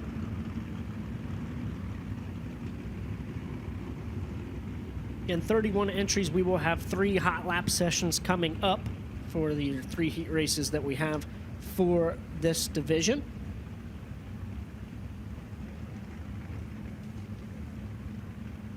There you have the driver of car number 66. He's out of Dillsburg, PA. That is Trent Yoder. Trent Yoder in car number 66, heading through turns 3 and 4.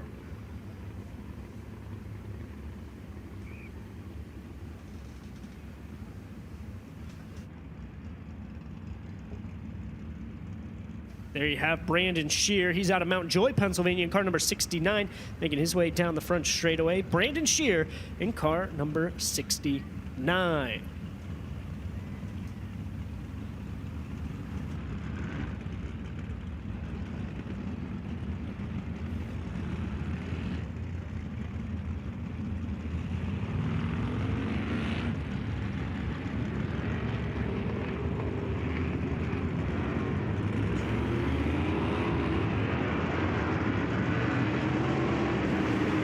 Dexter Ernzeller in car number 44 coming up to speed on the back straightaway.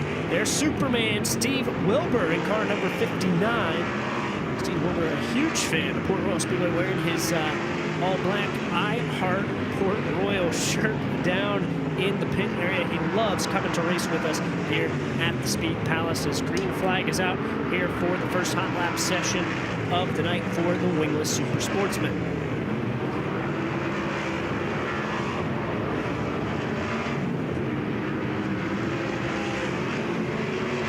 As times begin to come in right now, as they are given the 1-to-go signal, these cars timing in right in around the 21-second bracket. Trent Yoder fastest so far with a 21.078. There you got Tony Jackson.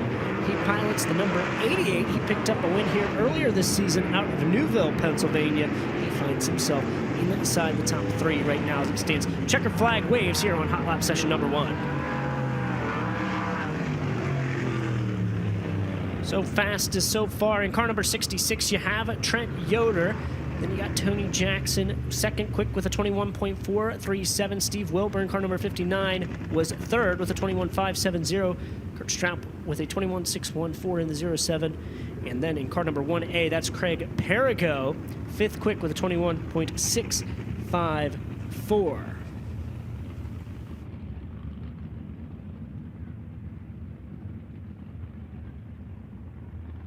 It looks like we actually had 15 cars out in that hot lap session. It looks like we'll only have 2 hot lap sessions for the wingless Sportsman, as we got the first 15 in the books there in group number 1.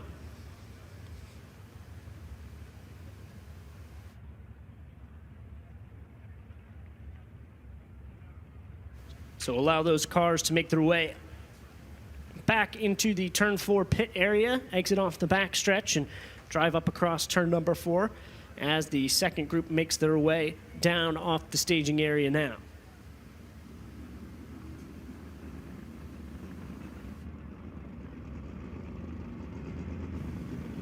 That's going to be the 318 from Dallastown, Scott Smith, leading the charge there in the turns 1 and 2.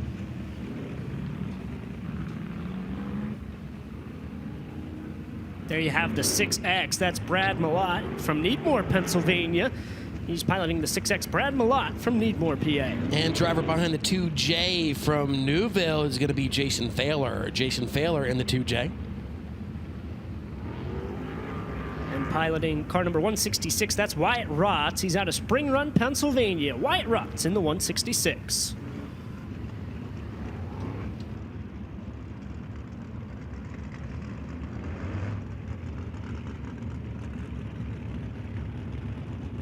And that's going to be Brian Nace in the 28N. He is from Gardner's, PA. He's going in the middle of turns number 3 and 4. Once again, that's Brian Nace in the 28N. Then driving car number 14, that's Rohan Beasley. He comes from Mechanicsburg, Pennsylvania. Rohan Beasley piloting number 14.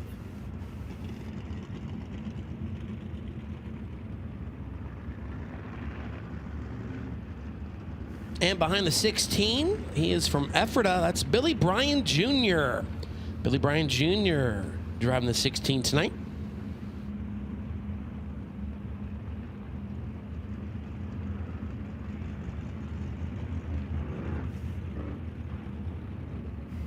And in car number 38, Double D, that's Luke Lanker out of Mechanicsburg, Pennsylvania. The 38 Double D, it's Luke Lanker. And trailing Lanker from Newport in the 37, that's Jordan Fulton. Jordan Fulton in the 37. There you have Billy Doyle out of Dry Run, Pennsylvania, piloting the 17D through turn number 2. Billy Doyle in the 17D. And that's Stan Warner in the 64 from Homelstown, about to come up to speed on the backstretch. Once again, that's Stan Warner in the 64. There's Roy DeNike out of New Oxford, PA, in the R19. Roy DeNike in the R19 out of New Oxford. So that's going to make up all cars here in the final hot lap session of the night. Once again, Trenton Yoder, fastest driver overall right now, as the wingless Super Sportsman's always very competitive here at the Port Royal Speedway and wherever else they go here in Central PA. They're also a mainstay over at the Path Valley Speedway Park.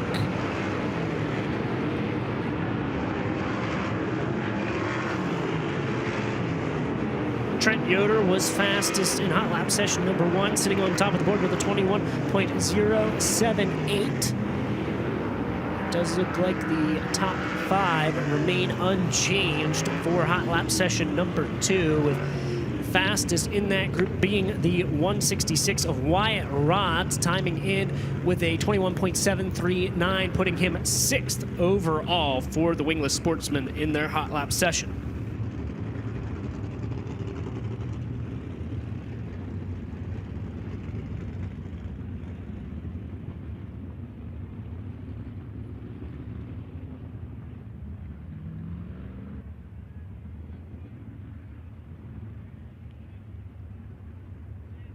So that is going to wrap up qualifying and hot laps here for the Bob Weikert finale at the Port Royal Speedway. We are going to take a short commercial break here on FloRacing, but when we return, we are going to have tonight's opening ceremonies.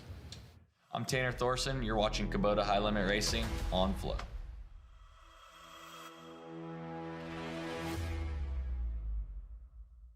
Since their 2001 inception, DMI Racing Components have changed the game.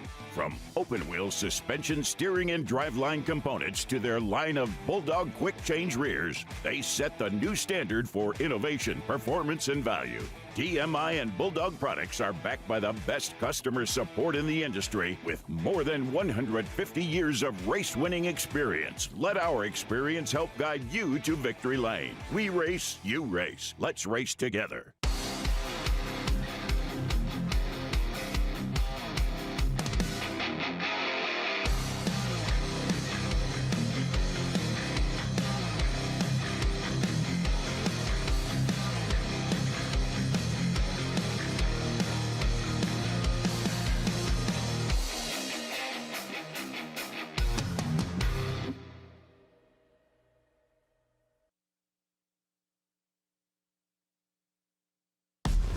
Introducing the My Kubota app. With My Kubota, connecting with your local dealer is easier than ever. Find them with just a tap and contact them quickly for any assistance you need.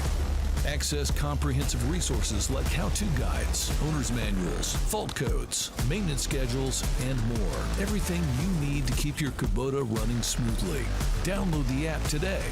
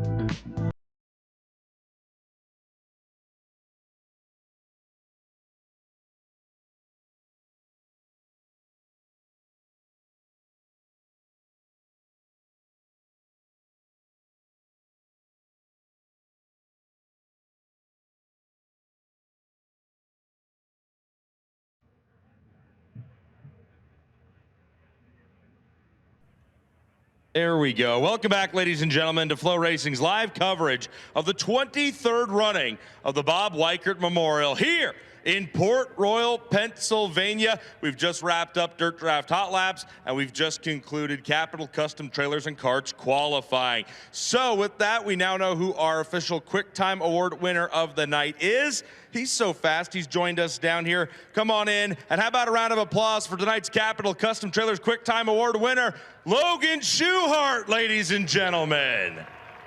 Logan also picking up $750 from Packers concession. Do not go spend all that if you don't call me first, okay? There's plenty of concession stands around, but I'll get to whichever one you're gonna be at.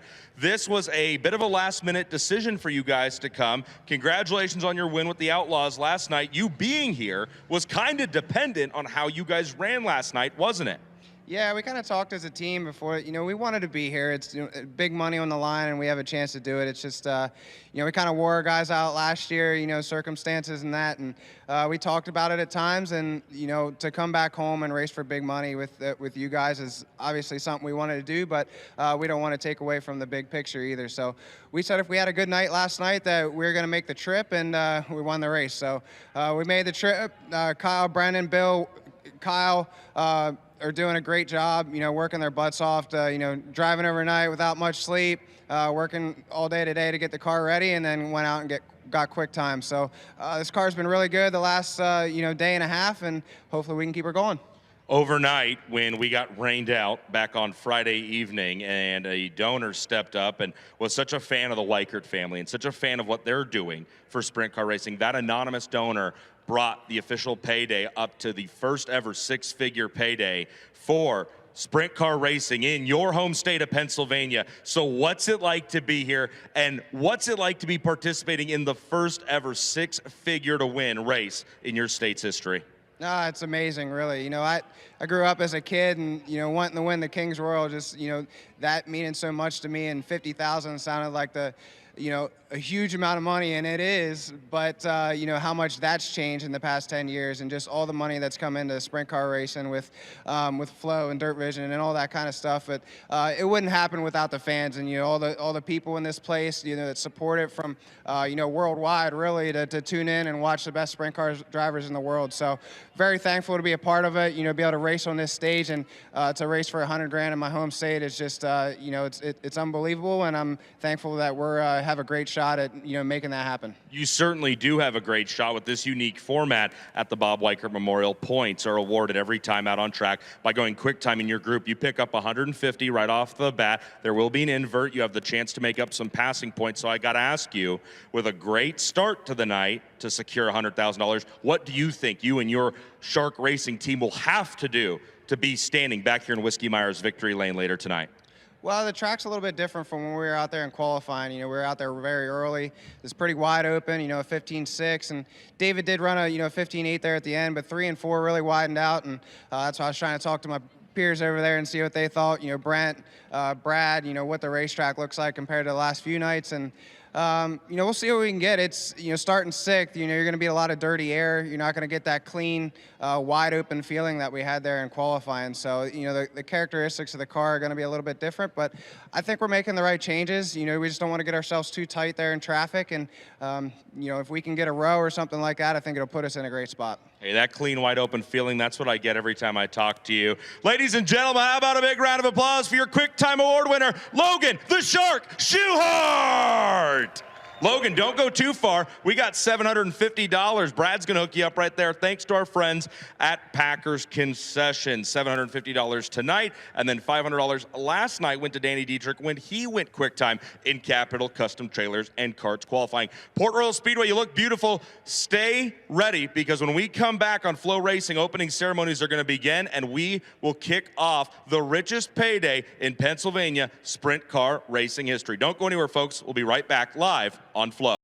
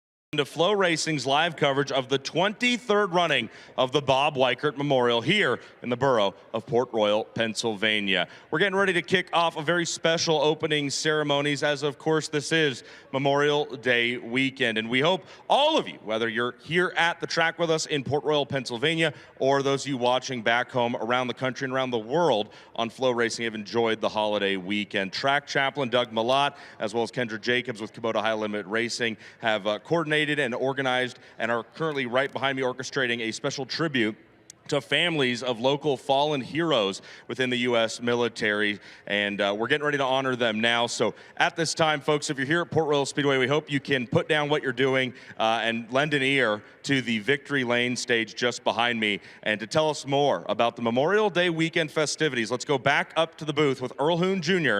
and Chase Rodman. Thank you, Tony. Throughout the country this weekend, families and friends will be gathering for an extra day of rest filled with swimming pools, barbecues, sunshine, and laughter. And we are no different in that we are here together as race fans, promoters, drivers, and sponsors for the Bob Weikert Memorial. While we are honored to have you all in our presence this weekend, and thank you for your fandom, dedication, and attendance, may we continue to remember on this day those who gave the ultimate sacrifice for us to continue to live in a free country. Dating back to 2001, nearly 7,000 men and women have passed away fighting for our freedom as part of several military campaigns overseas. This number only represents the last 2 decades, yet is a powerful statement about the length our men and women of the armed forces are willing to go to defend freedom. Without a doubt, each person here tonight knows of someone who gave the ultimate sacrifice. On top of that, Many have family members and friends still serving today and wearing the uniform so proudly. Without these men and women, there'd be no barbecues, there'd be no gatherings, there'd be no swimming, and there'd be no racing in a free country. I'll close on this note. We honor Bob Weikert this Memorial Day for his contribution to the sport. Outside of the fired up man on the mic, the cattle farmer, the racer, and the owner, Bob was a family man and a patriot. He once said, "I'm proud of my flag. You know why my race cars are red, white, and blue, don't you? Because my flag is." So together, let's take the time to remember the true meaning of this Memorial Day weekend. I can't think of anything more in the spirit of Bob Weikert than to say thank you to those we've lost and those still serving. Race fans, down in Victory Lane, we have several drivers that are competing here tonight for something very special. On those drivers' race cars, 12 of them to be exact, they will have the name of a fallen soldier with a sticker attached to their race car, and all of them trying to get to Victory Lane here tonight. So let's tell you about the names that are adorned on the side of these race cars tonight. The first military member that we'll be honoring here this evening is Specialist Cameron Stambaugh of the U.S. Army. Here representing him here tonight is his father, Mitchell Stambaugh, his stepmother, Jackie Stambaugh, and their two grandchildren, Justice and Journey. And he will be driving along with Anthony Macri here this evening. Next military member we would like to honor is Ralph Paul Dayhoff from the U.S. Army, killed in action in Vietnam. Representing is Gary Dayhoff. Ralph Paul Dayhoff will be riding along with Brad Sweet. Our next military member is Private First Class Mark A. Miller of the 1st Infantry. Representing him here this evening, Lieutenant Mike Sharp, along with Shelby Smith, Doug Hershey, and Julie Hershey. Mark A. Miller's name will be on the side of the 40 or the 29 for Danny Dietrich here tonight. Next military member we would like to honor is Private First Class Robert L. Doherty, 1st Infantry in the Big Red 1. Representing is Lieutenant Mike Sharp from the U.S. Army 1st Infantry, the Big Red 1. Also representing is Shelby Smith, Doug Hershey, Julie Hershey. Private First Class Robert L. Doherty's name will be on the side of Chase Dietz' machine. Also tonight, Private First Class Melford R. Collins of the 1st Infantry in the Big Red 1. Representing him here this evening, Lieutenant Mike Sharp, along with Shelby Smith, Doug Hershey, and Julie Hershey. Melford R. Collins' name will be on the side of the 19 with Brent Marks tonight. Next member we would like to honor is Robert Culp from the United States Army, Desert Storm and Desert Shield. He died in April of this year due to complications from burn pit-related problems in the oil field fires in Iraq. Representing will be William Desick from the United States Army, brother to Robert, Eric Wiedemann, and Brian Butcher. Robert Culp will be riding with Justin Whittle. The next 6 military members perished in the Battle of Mogadishu, a.k.a. Black Hawk Down. Corporal James Jamie E. Smith, represented by Randy Ramaglia and his wife, Carmen Ramaglia. Jamie E. Smith will be on the side of the 24 for Rico Abreu this evening. Specialist James M. Cavico, killed on the Lost Convoy. Specialist James M. Cavigo will be riding with Tyler Courtney. Sergeant James Casey Joyce, also killed on the Lost Convoy. Representing him here this evening, once again, Randy Ramaglia and Carmen Ramaglia. Sergeant James Casey Joyce will be riding with Brock Zierfoss here tonight.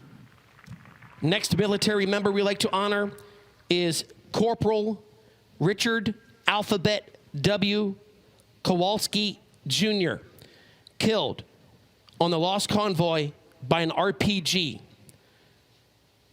Corporal Richard Kowalski Jr. will be riding with Gerard McIntyre Jr. Sergeant Dominic M. Pilla, killed on Strucker's convoy. Once again, Randy Ramaglia and Carmen Ramaglia representing him here this evening. Sergeant Dominic M. Pilla will be on the 87 with Aaron Reitzel for the Bob Weikert Memorial. And our final military member we will be honoring tonight will be Sergeant Lorenzo M. Ruiz. He was mortally wounded on the lost convoy. Sergeant Ruiz will be riding with Justin Peck.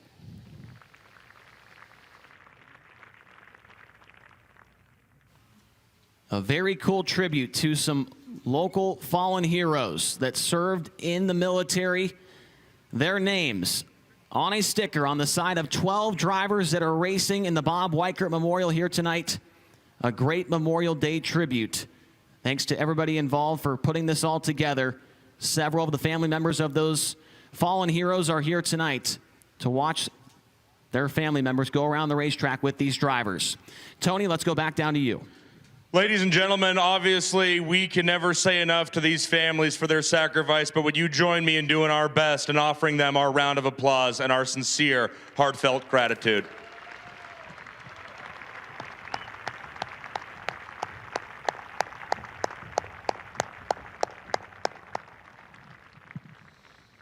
Folks, at this time, we're ready to officially begin the final night of the Bob Weikert Memorial. So, for those of you here in attendance with us, if you're able, we ask that you at this time please rise as we welcome track chaplain Doug Malott as he leads us in tonight's invocation. Let us bow.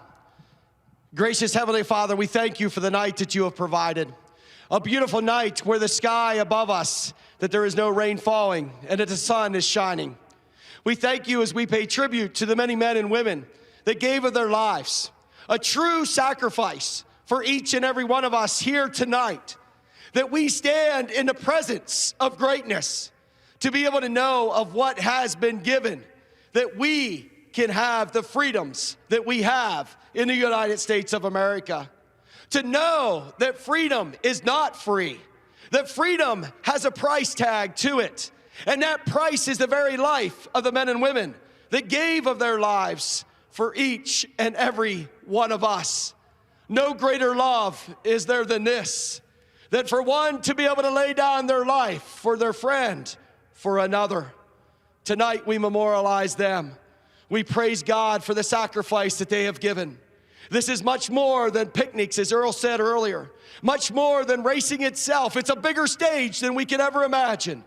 But we praise God for each and every one that gave so much. So tonight, as we come together to be able to prepare for this night of racing on the Bob Weikert Memorial Race, we lift them all up to you. We ask for your protection upon each and every one of them. And now we come together as all of God's race fans said, amen. Thank you, Doug. Folks, we ask that you please remain standing. Gentlemen, remove cover as we honor America with the live performance of tonight's national anthem. Here to perform our national anthem, would you please welcome Mr. Lou Lloyd.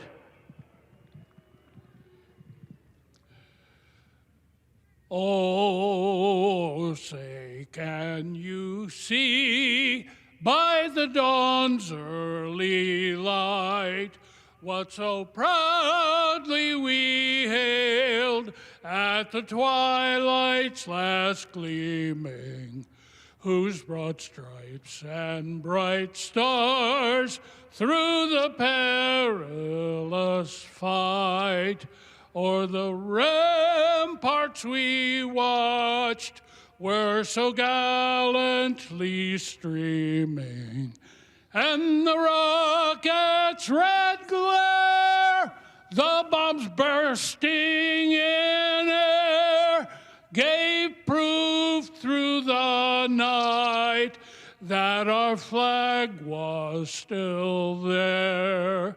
Oh, say does that star-spangled banner yet wave o'er the land of the free and the home of the brave? Port Royal, how about it one more time for Lou Lloyd? Well, folks, with that, it's time to wrap up this Memorial Day weekend. It's time for the highest paying sprint car race in all of Pennsylvania state history, and that means it's time to go all in with Kubota High Limit Racing!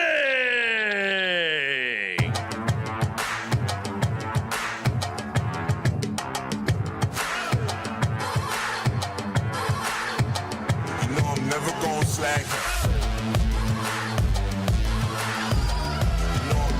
Slack. No, I'm never gonna slack.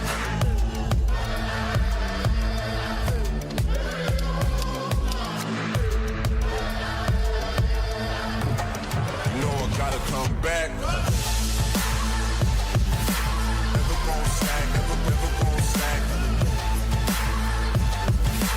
Never gonna slack, never gonna slack.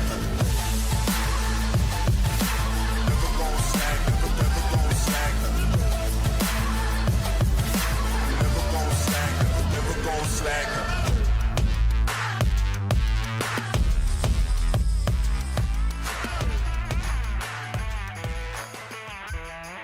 And welcome back to Port Royal Speedway. The first heat race of the night is rolling onto the racetrack. Earl, who's it presented by? This heat race is brought to you by Ichabod Beverage, located in sunny Perry County. It's always sunny on a race day at the Port Royal Speedway, and Ichabod Beverage loves you race fans and thanks you for your business. Make sure you stop by Ichabod Beverage on your next trip to the track. First heat race on the track. Here is the lineup for it on the pole. Driver comes to us out of Visalia, California. Driving the Iowa Barnstormers, Des Moines Industrial Products, Jersey Freeze, Landis, number 2 KS, it's Corey Eliason. And outside of him, starting second from Lubbock, Texas, and the Horizon Whiskey, Nice Crete and Landis, ShopTruckParts.com, FillPools.com, High Performance Lubricants, number 5, it's Brenham Crouch. Driver starting third from Hanover in the Leland's Collectibles, Hefner Racing Enterprises, Blazers Body Shop, Bluewood Brakes. Car number 27 is Troy Wagerman Jr. Then starting fourth, he is from Medford, New Jersey, in the Mid-Atlantic Transportation, J.G. Cronenberger, Milky Way Restaurant, RBH Group 67 of Justin Whittall. And starting fifth from St. Helena, California, the Rico Abreu, Kerbagajanian Racing, Bear Printing, Waste Connection, Spankins Motorsports, ArcZone.com, number 24, it's Rico Abreu. And starting in sixth, your fast time qualifier here tonight from Hanover, Pennsylvania, and the Dryden, Duramax, Federated Auto Parts, C&D Rigging, Mark Martin Motors, Shark Racing, number 1S, it's the Shark, Logan Schuhart. Fourth row looks like this, starting seventh from Salfordville in the Trans-East Equipment, Pioneer Pole Buildings, Ken's Tire, Specialty Rigging. Car number 51, it's Freddie Raymer, and alongside him, starting in the 8th position from Raymond, Washington, in the CEI Crane and Rigging, Starrett Service, DB Power Washing, TR Crane, car number 45B of Devin Borden. And your final starter in heat race number 1 comes to us from Mifflintown, Pennsylvania, the Juniata Concrete, Bargain Barn, HP Engine, Big Daddy's Grill and Chill, number 10 of Jake Waters. 9 cars here in heat race number 1, 8 laps the distance, and it's all about the passing points. The top 5 from the first 3 heat races from Flight A, the top 5 in points will go to the redraw, and the top 5 in Flight B, heat races 4, 5, and 6 in points will go to the redraw as well for a total of 10 cars. This is TJ Ford's heat race number 1. They build only forged aluminum wheels using proprietary tooling and exclusive manufacturing processes that clearly elevate their wheels above the competition. Product quality, product safety, and exceptional customer service is what they do. They lead where others follow. Don't settle for close enough. That is TJ Forged. So the drivers finding that proper starting spot for the first time this weekend. We have 6 heat races as opposed to 4 with the format change with 52 cars in the pit area. And so you're going to be wanting to watch that 1S and the 24. Logan Schuhart, Rico Abreu trying to make their way forward. You would think if Schuhart can get a spot, maybe 2, he would be looking pretty darn good for that redraw. Rico probably going to need to pass at least 2 cars to put himself in a good spot. Corey Eliason, Brenham Crouch going to roll from the front row in this one. We'll take a look at our high roller playlist here tonight. It's the final one that we have not released so far this season. It's from Tyler Courtney. Here's his first song from Tommy Richmond. I was told that that playlist is in conjunction with Zeb Wise. So it's a Zeb Wise and Tyler Courtney combo playlist for him this year as we are rolling towards the green flag and TJ Ford's heat race is number 1. Remember, no transfers. It's all about passing points. 8 laps the distance. It's Corey Eliason, Brenham Crouch at the chalk stripe, and we're underway. And the first heat race of the night is green. Great start by Corey Eliason as we are 3 wide already in the turns number 1 and 2. Here comes the 27 of Wagaman down low. He'll take third away from Justin Whittle. Troy Wagaman straight out of victory lane last night at Lincoln Speedway. He's up in that 3rd spot, got by Whittle across the line. Now working on Brenham Crouch, and Crouch is working on your race leader, Corey Eliason, as they work down the front straightaway. Eliason goes low, Crouch to the top, and Crouch is looking pretty strong early on in this one. Found something on the top side as he will go right by Eliason for the top spot. Off of corner number 4, we are going to have a new leader with 6 laps to go. It's going to be car number 5 of Brenham Crouch. CJB Motorsports number 5 takes the lead on lap number 2. 6 laps to go. Corey Eliason running in 2nd. Troy Wagaman in 3rd. Here comes Logan Short. He gets it way by the number 67 of Justin Whittle. Whittle feeling the heat from Rico Abreu now. Abreu looks low and throws a slider on the 67. Move Abreu up to the top 5. They nearly get together off the corner though. Still side by side at the flag stand. Give that spot back to the 67 of Justin Whittle. But now here comes Logan Schuhart. He's going to start to apply the pressure for Troy Wagaman Jr. for that 3rd spot. Remember, Schuhart started 6th in this one, and passing points is the name of the game. Schuhart, if he can make his way by Troy Wagaman, that'll be maybe close to the high point man. Looks to the inside, side by side for the 3rd spot off the corner. Wagaman's going to have the advantage down the backstretch, but Schuhart still right there at the left here, and Troy Wagaman slams the door in his face going into turn 3. Wagaman slides to the racetrack, and Schuhart's got to run on him down the front straightaway. 3 laps to go. What happens into turn 1? Here comes Schuhart, but he had to get on the binders because once again Wagaman took that bottom side away. Now they have about 5 car lengths separating both Wagaman and Schuhart. Remember, this is a battle for the 3rd spot, but already Brenham Crouch by the flag stand with 2 laps to go. Yeah, Brenham Crouch that time by. His lead was a pretty good one. 2.5 seconds back to Corey Eliason, and Crouch's car looks very good. I heard Lance DeWeese in an interview with Sprint Car Limited's Jeremy Elliott last night talking about Brenham Crouch, who was trying to lap him. He was extremely fast and hard to pass, and that speed appears to have carried over here this evening as Crouch now pulled out to a 3-second lead that time by. Brenham Crouch will make his trip down to turns 3 and 4 for the final time. Checkered flag is out, and Brenham Crouch will win the first heat race of the night as the rest of the field comes down to the line. Finishing 2nd is going to be Corey Eliason, Troy Wagaman 3rd, Logan Schuhart 4th, and Rico Abreu 5th.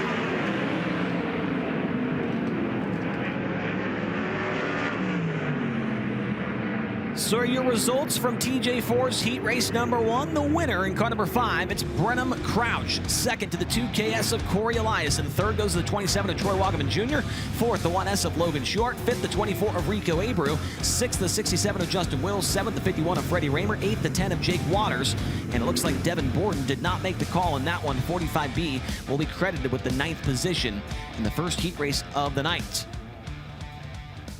Brenham Crouch, a dominating performance in that one. It was almost every single lap, about a half a second he pulled on the field. When it came across the line the final time, a 3.5 second advantage for the Horizon Whiskey number 5. That car looks pretty sporty tonight, Tony. It sure does look sporty. I saw this car's owner, Chad Clements of CJB, down in the infield right before we got Dirt Draft Hot Laps going. He was excited to see what his young driver, Brenham Crouch, could do in terms of locking this Horizon Whiskey number 5 into the show. How fun was that? You made it look kind of easy out there, but I know it's not always as easy as it looks. Well, when you got guys like Barry on the wrenches, it's pretty much up to the driver to make the right decisions, and we didn't do that last night, so glad I could rebound for these guys and at least put it in the show and give ourselves a pretty good chance at a whole lot of money. So gonna go back and tune on this thing a little bit and see what we got here for 40 laps. All right, tell Stinny I said hi. Always. All right, that's the Texan, Brenham Crouch, taking the Pennsylvania-based team and car into the show a little bit later on tonight. He wins TJ Ford's heat race number 1. Second heat race makes its way out onto the front straightaway. It is brought to you by Harshberger Sub and Malt, serving you at 2 locations, one in McVeigh and the other in Mifflintown. They serve great food in a 50s mood. They offer 24 flavors of homemade ice cream and great daily specials, including 50 Night Wednesdays. You can like them on Facebook today. Second heat race getting up to speed now. Let's take a look at the lineup in this one. On the pole from Liverpool, Pennsylvania, it's the Mountain View Travel, Village Square Plaza, High-Tech Metals, Smith Titanium, number 11 at TJ Stutz. And outside of him, starting second from Jonestown, Pennsylvania, in the Low Bar Incorporated, Moose's LZ Barn Grill, Heavy Equipment, Low Bar Associates, Milton Hershey School, number 8 of Brock Zierfoss. Starting third from Kokomo, Indiana, in the Indy Race Parts, DKW Transport, Charlie Garrett Racing Engines, Torch Sticks, Torsion Bars, car number 71, it's Parker Price Miller. Rolling off in the fourth position from Fayetteville, in the Drohan Brick, Gotchenauer & Sons, Glenville Station, Conduit Connections, car number 12D of Lance DeWeese. And starting in the fifth spot from York, Pennsylvania, in the Mountain Ridge Metals, Hohenschelt Welding, Traco Manufacturing, GL Capital, Glenville Station, number 23, it's Chase Dietz. And rolling off from P6 from Clute, Texas, in the Fulkins Brothers Trucking, Power Plus, STC, American Table Bargain Barn, number 87, it's Aaron Reitzel. Driver starting seventh comes from Gettysburg in the Weikert Livestock, SpeedwayCars.com, York Excavating, RV four-wheel drive, car number 29, it's Danny Dietrich. And alongside him, outside of row number 4, from Glendale, Arizona, in the Pels Tire Service, RF Knox Company, Newman's Racing Engines, Triple X DMI, car number 1A of Ashton Torgerson. And the final starter in this one from Sunbury, Pennsylvania, it's the Sealands Grove Ford, A1 Towing and Recovery, Ben Kahn, Attorney at Law, Wicked Dog Grill, number 33, W. Mark Smith. Once again, 9 cars, 8 laps. Passing points up for grabs in DMI Racing Components Heat Race number 2. They are built with the precision of skilled machinists and the common sense of winning racers. Located in the heart of central Pennsylvania, you can find us every week participating in the sport we love. You race, we race, let's race together. That is DMI Racing Components. Let's tune in once again to the playlist of Tyler Courtney, a little Zach Top with I Never Lie.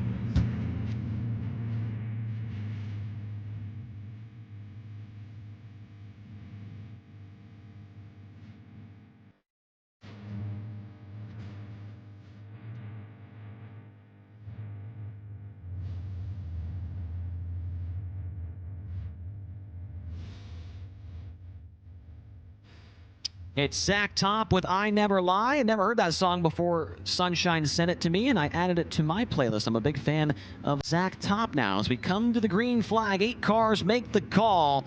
Off of turn number 4, it's TJ Stutz and Brock Zierfoss lead him to green. Great side-by-side start there at the Packers concession chalk line. Let's see what happens in turns 1 and 2. There goes Brock Zierfoss, threads the needle on the bottom side of TJ Stutz to take the lead. Here comes Aaron Reitzel. Reitzel looking to go 2 for 1 there, turns 3 and 4. Now it lands DeWeese. He'll move up into the runner-up spot. What a move there from DeWeese, and that checked up the 87 of Reitzel. He'll come across the line in the 4th spot. Your race leader is Brock Zierfoss. DeWeese to the inside, but TJ Stutz goes down low. That'll open up the top line for Aaron Reitzel. He'll sneak by the number 12 of Lance DeWeese. Now to the inside of TJ Stutz. Aaron Reitzel on his way towards the front of the field.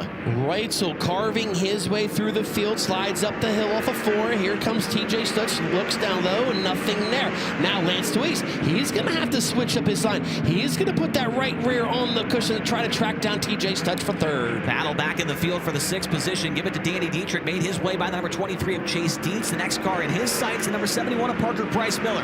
Back up front, though, 3rd place battle between TJ Stutz and Lance DeWeese. Stutz is in the line that DeWeese drove to a 2nd place finish in last night. DeWeese losing ground down the backstretch. DeWeese, however, puts that car number 12 right down on the bottom to take the short way around turn 4. Just does not have the momentum he needs to complete that pass to take that 3rd spot away from TJ Stutz. But however, as I say that, those 2 drivers switch up their lanes down the back straightaway. They are side by side for 3rd down the backstretch. Lance DeWeese started 4th in this race, needs some passing points. He'll make the move on TJ Stutz across the racetrack. He's got 3rd. Stutz not able to recounter and get back to the inside, and it's going to be Lance DeWeese with 3rd into turn 1. So here's how your top 5 looks. Brock Zierfoss still is the leader. He has a 2.4 second lead. Running 2nd, the 87 Aaron Reitzel running 3rd. The 12 of Lance DeWeese, TJ Stutz in the 11 running 4th, and in 5th, the 29 of Danny Dietrich. Back behind Dietrich, it's Parker Price Miller, then Chase Dietz and Ashton Torgerson. Those 3 drivers all very close as they roll back into turn number 1. Parker Price Miller runs the bottom. Chase Dietz up on the high side, gets a big run down the backstretch. He'll slide his way by the 71 car. Chase Dietz now up to P6. Chase Dietz trying to make something happen in the final stages of heat race number 2 as the white flag is out. Brock Zierfoss has a commanding lead in Rich Eichelberger's own car number 8, and he will win heat race number 2 of the evening. Finishing 2nd, give it to Aaron Reitzel in 87th. 3rd, the 12 of Lance DeWeese, TJ Stutz 4th and 11, and 5th will be the 29 of Danny Dietrich.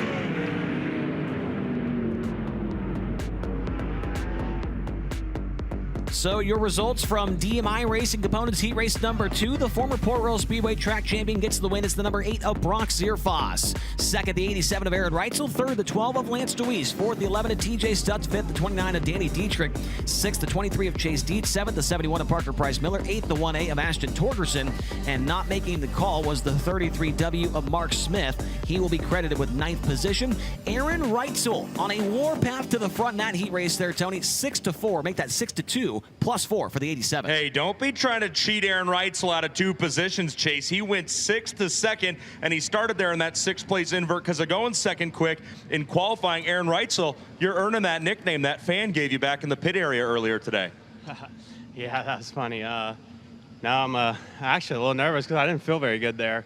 I just felt like I was in the right part of the racetrack at the right time, and yeah, I was watching the 8 drive away from me, so we got a little bit of work to do. I don't know what's different, but yeah, I definitely didn't have much grip, so we got some shit to figure out if we're gonna win 100,000. Relatable. Man, I got stuff to figure out myself as well. That's Aaron Reitzel. He goes 6th to 2nd in DMI Heat Race number 2. Remember, he was second quick in Capital Custom Trailers qualifying Flight A. He was out there passing cars in that heat race, guys. This heat race is brought to you by Buttonwood Campground, located just 2 miles from the Speedway along the Juniata River on East River Road. With over 270 tent and RV campsites, Buttonwood Campground has an atmosphere of mountains, rolling farmlands, and fresh country air to complete your camping experience. Make sure you plan your next trip to the races and camping experience around Buttonwood Campground at buttonwoodcamp.com. Here's the lineup for heat race number 3 on the pole. This one from Elverson, Pennsylvania. He drives the Charpak Colt, Moose Meadows, CNC Landscaping, Tensor Aviation number 35. It's Austin Bishop, and it was outside starting from P2 out of Minden, Nevada. And the JST Motorsports, the Ritual, Smith Titanium Factory Cane, Maximo Racing Oils number 88. It's Tanner Thorson. Second row to the inside from Apollo in the Mercedes Motorsport, Ducati at Pittsburgh, Hollywood Blasting and Coating, Mountain Mechanical, MAV Motorsports. Car number 42, it's Cy Lynch, and rolling off in that 4th position.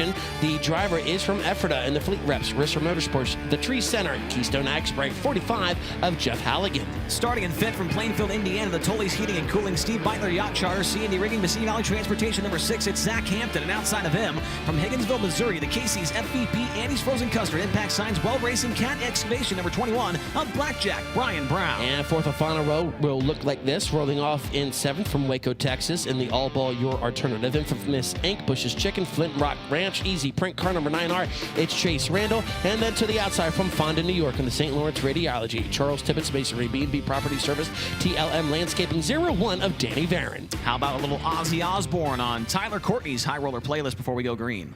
Number 3, it's going to be Austin Bishop with the lead, rolling into turn 1. He's challenged down low as Tanner Thorson going to slide across the racetrack. He'll have the race lead off at turn number 2. Thorson leads him down the back straight away. Side-by-side battle for 3rd. Now there goes Cy Lynch. He'll try to put a move on Austin Bishop for the runner-up spot. Close racing. Bishop tags the guardrail off corner number 4. And wow, things got really close here on the front straightaway. They went 3 wide. It was Bishop along with Halligan and Zach Hampton. Hampton comes out of that one smelling like a rose. He's into the 3rd spot, started back in 5th, and Zach Hampton in the Bill Rose number 6 car, making some moves early on in this one.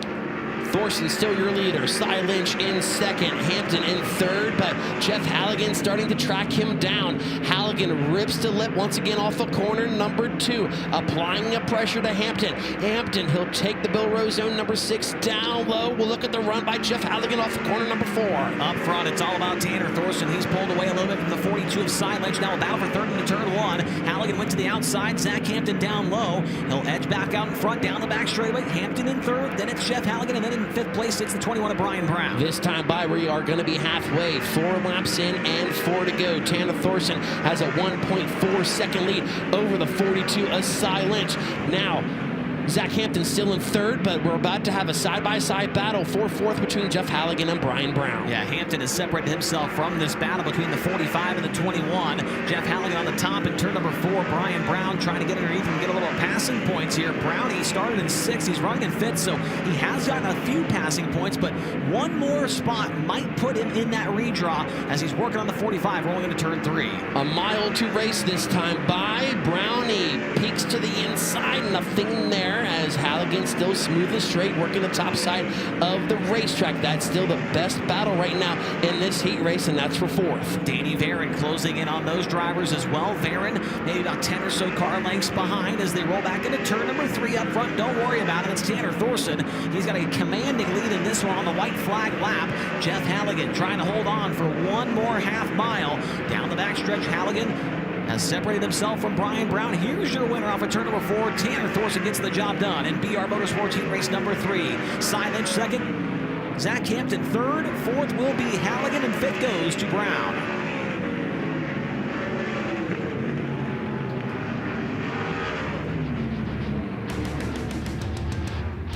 So your results from BR Motorsports heat race number 3. The win will go to the number 88 of Tanner Thorson.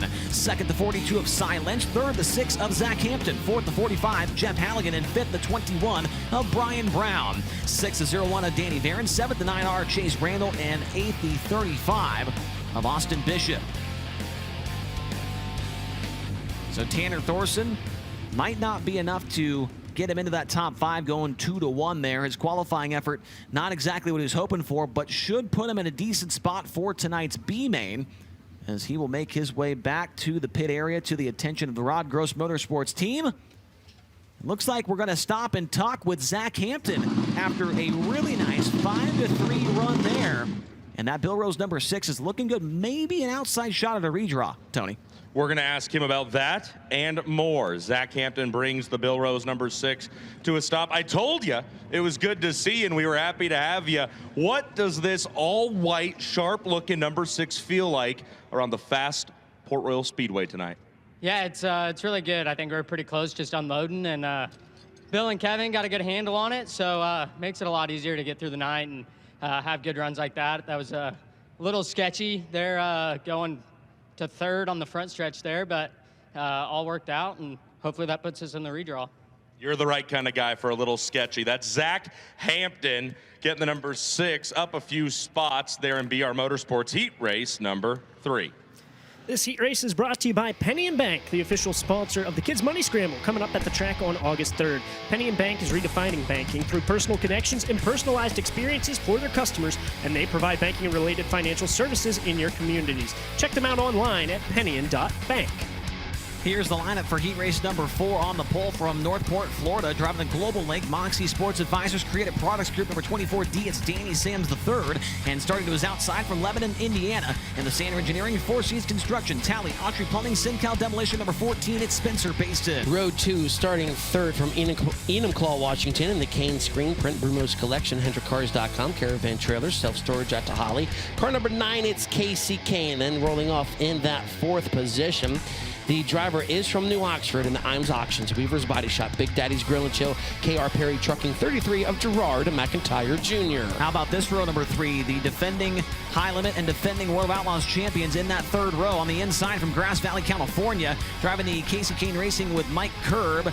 Napa Auto Parts, Bruno's Collection, Durst Incorporated Factory, Kane Self-Storage at Tahali, number 49 is the Big Cat Brad Sweet. And starting in 6th from Watertown, Connecticut, the Houston Speedway, Billion Automotive, Jackson Motorplex, JRC Transportation, Prosper Real Estate, number 2, David Gravel. Starting 7th from Selinsgrove and Ag Source, Packers Concessions, Creasy Signs, Golf Racing. Car number 12H, it's Blaine Heimbach. And rolling off in the 8th position, the driver is from Warrington in the Karma Industrial Service, Bloss Plumbing, Glendale Labradors. Car number 55M of Dominic Miller. Your final starter is from Newtown, Pennsylvania, the Thompson Motor Service, IGA Middleburg, 410 Enterprises Fire and Safety Services, number 11T, Mikey Thompson. Here in FK Rodden's heat race number 4, they bring over 35 years of experience to the industrial performance racing and off-road markets. Established in 1983, FK Rodden's has grown to become the preferred source for motion control products in nearly every industry. To learn more, visit them on social media or find them online at fkroddens.com. We do have the 5 cars from the first 3 heat races that will be in the redraw. Aaron Reitzel, Logan Schuhart, Zach Hampton, Brian Brown, and Lance DeWeese. The 5 cars that will be in the redraw from Flight A. Going to the feature, Brenham Crouch, Brock Zierfoss, Cy Lynch, Rico Abreu, and Tanner Thorson. So those are the first cars we know that are in the redraw and in the feature. We'll do that again after these next 3 heat races. Danny Sams, Spencer Baston from the front row. Here is another song. It's Paradise City from Guns N' Roses on the playlist from Tyler Courtney. Danny Sams alongside Spencer Baston. Heat race number 4 about to be underway, and we're green. Great start by Danny Sams, a third, as look at the 33-year Gerard McIntyre Jr. looking to go 2 for 1 there in turn 2, pulls alongside Spencer Baston, nothing there. Spencer Baston in the second, rolls right down the bottom, takes that bottom side away from McIntyre. Up front, it's Danny Sams, a third, going to lead the first lap of the heat race. Spencer Baston running in second. Gerard McIntyre now under fire from Brad Sweet. McIntyre goes low, that cuts off the line for the Napa Auto Parts number 49. Sweet slips up high. Behind him, David Gravel makes the move on Casey Kane, move Gravel up to 5th. Now here comes the Houston Speedway number 2 of David Gravel following Sweet off the top of corner number 4. Great battle still for the runner-up spot between Spencer Baston and Gerard McIntyre. Here comes another run by Brad Sweet. David Gravel also getting in the mix. Sweet makes his way around the outside of Gerard McIntyre. Move the 49 up into the 3rd position. The next car he will encounter is the 14 of Spencer Baston. Back behind, David Gravel trying to find a way by Gerard McIntyre. He runs in 5th, up from 6th position. Gonna need a few more points than that if he wants to look good for the redraw. David Gravel trying to keep pace with Gerard McIntyre Jr. as they both work the bottom there in turn 4. Halfway, 4 laps in, 4 to go. It's still all Danny Sams, a third up front. He has a 1.3 second lead. You would not have expected this from last night from Danny Sams as he was struggling his first time here at the Port Royal Speedway. But here in this heat race, that car looks hooked up. It looks straight around the track, and he is making some speed around the Speed Palace. Sams puts another lap in the books, 5 down and 3 to go. Baston still solidly in that runner-up spot. Brad Sweet trying to track him down. They're going to see the twin sticks in the air this time by. You see the Napa Auto Parts 49 machine of Brad Sweet, points leader in Kubota High Limit Racing Series, coming into tonight's event. Still trying to apply pressure and really track down Spencer Baston for 2nd. Next time by, it will be the white flag for the Rookie of the Year contender with Kubota High Limit Racing this year, Danny Sams III. He sees it across the line that time by, and he is enjoying a pretty sizable advantage. That time by 1.5 seconds between himself and the 14 of Spencer Baston. David Gravel trying to get one last position on the final lap, looking to track down Gerard McIntyre, but it's not looking good, Earl. No, checker flag is already out, and Danny Sams will win heat race number 4 over Spencer Baston in 2nd. Brad Sweet in 3rd. Give 4th to the 33-year Gerard McIntyre Jr. and David Gravel 5th.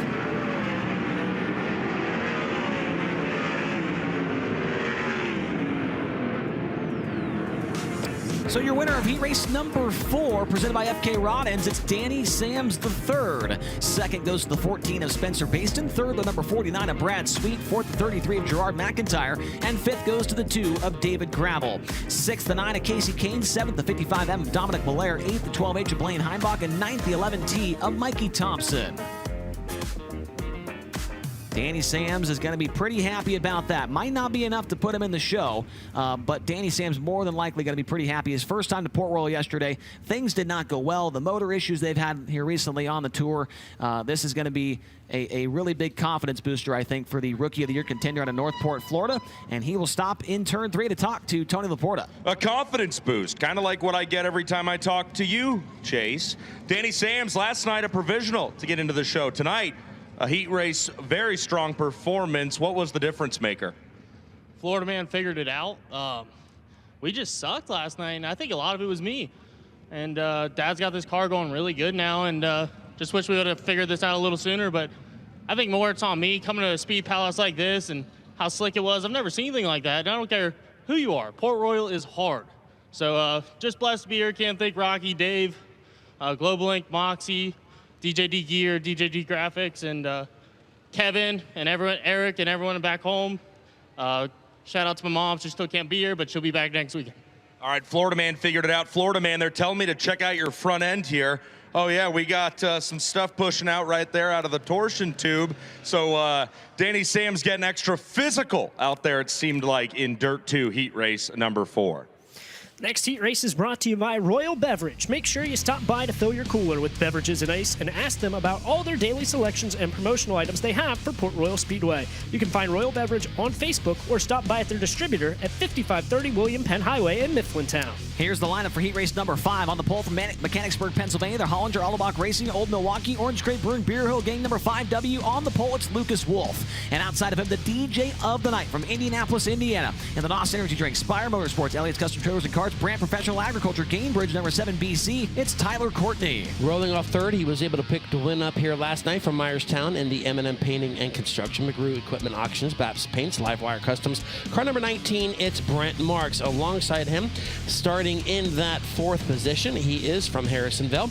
And the Santa Brothers, Mac McGee Motorsports, John Ott Racing, Coleman Farms, Alexander Financial Group. Car number 55, it's Logan Wagner. Rolling off from fifth out of Sealands Grove, Pennsylvania, the Rose Post, Cinder Roofing and Contracting, Victory Auto, BK Motorsports, number 77. The driver is Michael Walter. And starting from P6 from Dillsburg, Pennsylvania, the J&S Classics, Whitecap, C&D Rigging, Class 1 Transportation, Randy Shearer, Heating and Plumbing, number 39M, it's Anthony Macri. Rolling off in the seventh position from Dillsburg in the Chet's Trunks, RV 4-wheel drive, Eric's Tint Shop, Bruner Service Center, car number 47K. It's Cody Lehman. Then to the outside of row number 4, the driver is from Grantville. And the J&S Classics, Click Lewis Cars, Randy Shearer Plumbing and Heating, Jim Haller's Maple Syrup, car number 22 of Doug Hammaker. And your final starter in this one from Geneva, New York, and the Frado Curbing, Speedway Performance, DMI Racing Components, number 22P, it's Jonathan Preston. Tyler Courtney starts second. Maybe a song from his playlist will help him go a little bit faster here tonight.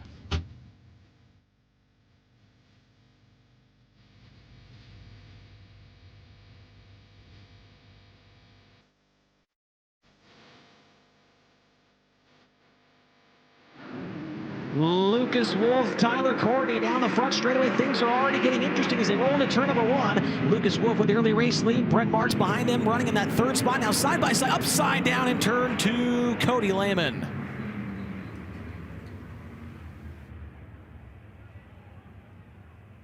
You can see safety crew members already coming to Cody Lehman's attention. They're in turn 2. Cody Lehman was scheduled to start in the 7th position for this heat race. And it looked like he definitely made some contact with one other car, and that is the 22 of Doug Hammaker. He's also over there just to the left of your screen now. So 2 cars stopped in turn 2 as the red lights flash on. Cody Lehman there is the 22 of Doug Hammaker. As he is stopped, he went for a little bit of a spin there. We'll see if he is able to refire the car. We've got a Comp Cams replay coming up. This is the start of heat race number 5. A little bit of contact right there between Hammaker and Lehman. And unfortunately there, Brad Strasser, Lehman upside down. Yeah, just unfortunate there for Lehman trying to get it on the bottom side of 1, and really unfortunate for the J&S Classics number 22 of Hammaker. And when you're bouncing like that, it was how that one ended for the 47K. Ended up back on all 4 wheels. The drivers say that can almost be the most jarring part of a flip like that. Cody Lehman entered this weekend 7th in the Port Royal Speedway point standings. Does have 1 career win to his credit here. That came back on August 5th of 2024. Cody Lehman's best ever finish during the Weikert Memorial was an 18th place run both in 2017 and in 2019. And they will get that thing hooked up to the wrecker. Looks like Hammaker is going to try and refire.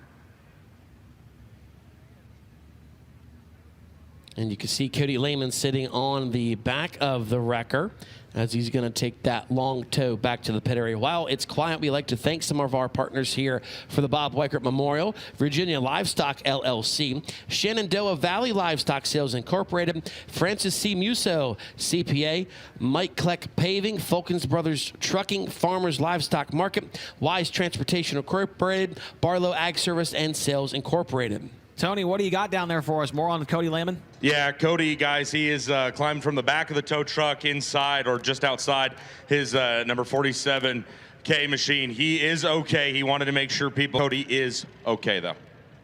All right, thank you very much for that update, Tony. So Cody Lehman will head back to the pit area. Was a part of the Tuscarora 50 last year when Highlander Racing came to town. He finished 27th in that feature. His best run this year here at Port Royal was a 12th place finish on May 17th. Looks like the yellow lights come back on, and we will refire the drivers that are in our 5th heat race.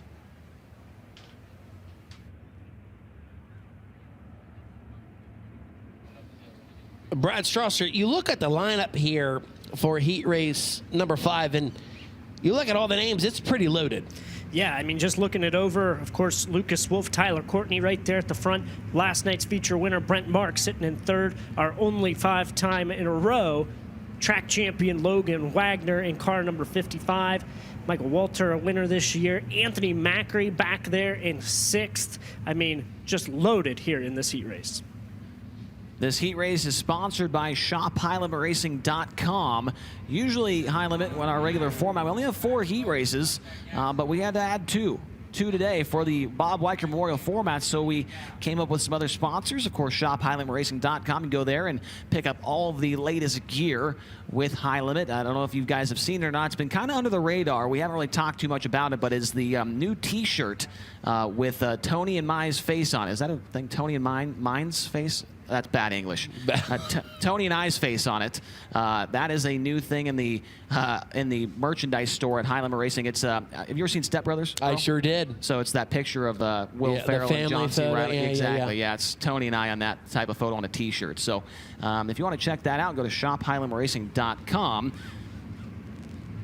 There's all kinds of other stuff on there as well. If you're here at the racetrack, make sure to stop by Vendor Row by the time you leave, and you could visit the official merchandise trailer for Kubota High Limit Racing. And also stop by the Port Royal Speedway novelty stand, as Kathy Kaufman can get you hooked up with your official Speed Palace merchandise. Yeah, lots of cool shirts down there that Kathy Kaufman has put together. Plenty of toys for the kids as well that you can pick up, so make sure to check that out if you're here on the grounds right below the main grandstand. All the drivers in this heat race, with the exception, of course, of Cody Lehman, do refire, and they will get in behind the HendrickCars.com and the Port Royal Speedway pace trucks, and the next time by, we should be able to go green. And that was a pretty wild start there. It looked like somebody kind of stumbled there, Earl, and stacked up the field, and maybe could have caused a little bit of what we saw in turn 1. Yeah, so we'll see what happens when the field gets back down to the Packers concession chalk line next time by, as the caution lights are out on top of the HendrickCars.com pace truck and the John Schaefer Dodge pace truck. They will duck into the infield when they make their way down the back straightaway. Still have, of course, 8 laps to go. Looking for some passing points here, and we've already seen in these heat races you can definitely make some moves. Anthony Macri, keep an eye on him. Fastest qualifier in this heat race. Needs to pick up probably 1 or 2, maybe 3 cars to put himself in a really good position for the redraw, which will take place a little bit later on in the program. That redraw will determine the first 5 rows of the feature, so you definitely want to be top 5 in points in your flight. Lucas Wolf, Tyler Courtney to the chalk stripe. We're underway. Good side-by-side start as Lucas Wolf and Tyler Courtney drag racing turns number 1 and 2. Who's going to lead them off at 2? Give it to Sunshine. Tyler Courtney with the lead, goes by the 5W of Lucas Wolf. Now Wolf challenged down low as Logan Wagner's trying to make some moves early on in this one. Wagner was very good in yesterday's feature, went 12th to 5th, and was solid in qualifying today as well. If he can get by Lucas Wolf, might put himself into the redraw, and he's going to make the pass in turn 2. Logan Wagner still trying to find victory here in the 2025 racing season. Wouldn't it be a night to get that first victory of the year, as that's still a great battle for the runner-off spot between him and Lucas Wolf. Anthony Macri makes the pass on Mike Walter off of turn number 4, so move Anthony Macri into the top 5. Race for second, still a good one, as it looks like Wagner and Lucas Wolf once again exchange that position. Lucas Wolf up the racetrack. He'll slide in front of Logan Wagner and take second right back away across the line. That was a very short slide job. See if Wagner returns a favor in turns 1 and 2. He will indeed slide Wolf once again. These drivers need to settle it out, because right behind him is Brent Marks running a 4th, tracking them down. Yeah, Brent Marks is loving what he's seeing in front of them, as these guys are letting him catch back up along with Anthony Macri, but now they settle it out, rolling down the front straightaway. Logan Wagner solidly in the 2nd position. Lucas Wolf trying to run the bottom. Right behind him is Brent Marks. He runs the bottom well as well. 39M of Anthony Macri rounds out the top 5 at this point in time. Yeah, Macri, however, has found something on the top side of this racetrack, because he is starting to rope in Brent Marks. Drivers in 2nd, 3rd, 4th, and 5th all have about 3 car lengths in between them, as right now Tyler Courtney is gone. Last time by, he had a 3.1 second lead. This time by, he has increased it. Courtney out to 3.2 seconds. Yeah, the DJ of the night is getting jiggy with it here in heat race number 5 tonight. Almost a full straightaway advantage over the 5-time Port Royal Speedway track champion Logan Wagner. Lucas Wolf still in 3rd. 4th is Brent Marks. 5th is Anthony Macri. Then Mike Walter then Doug Hamaker, and the 22 of Jonathan Preston. Final time around, Brent Marks has a pretty good run on Lucas Wolf, 4P3 off of corner number 2, but already making his way off of corner number 4. He will see the checker flag, and he will win the heat race. Give it to Tyler Courtney. Second will go to Logan Wagner. Coming down to the line for third will be Lucas Wolf. Brent Marks in that 4th spot, and Anthony McCreek rounds out the top 5.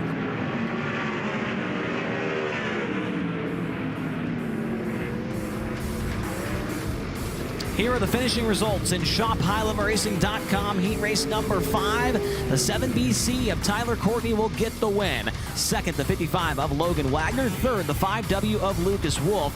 Fourth, the 19 of Brent Marks. And fifth, the 39M of Anthony Macri. Sixth, with 77 of Mike Walter. Seventh, the 22 of Doug Hamaker. Eighth, the 22P of Jonathan Preston. And ninth will be the 47K of Cody Lehman, as he got upside down on the opening lap. So he will be credited with the 9th position here in this one. There is your heat race winner, making his way back to the pit area. But we're going to stop Logan Wagner after a 12th to 5th place run last night. Looks good here as well this evening. 4th to 2nd in his heat race should put him into the redraw, Tony. You helped me out there, Chase, from outside the top 10 to a top 5. So Logan Wagner, compared to the race card you had last night, how does this one stack up as you chase $100,000? Hey, we're all going for $100,000. I felt really good last night. Thanks to the crew. I feel like we've just been sort of working all year towards what we have right now. So hats off to them. Santa Brothers, Mac McGee, GMP Distributors, just a whole crew of people that really support this team to put us up here where we are. That's Logan Wagner going 4th to 2nd right there, guys, as he was moving forward last night. And guess what? He's moving forward again tonight. The next heat race is brought to you by Eli's Landscaping and Services, LLC. They're offering a wide variety of services for both residential and commercial properties, including lawn care, landscaping, excavation, and snow removal. You can find them on Facebook at Eli's Landscaping and Services, LLC, or give Eli a call at 717-712-9090. Here's the lineup for heat race number 6. On the pole out of Locust Grove, Oklahoma, driving the Pella Avanti Windows and Doors, Big Spring Car Wash, Water Treatment by Design number 13. It's Jason Persley. And starting to his outside from Monrovia, Indiana, and the Skagit Speedway Race Reading Foundation Ford Performance, Hagerly number 26. It's Justin Peck.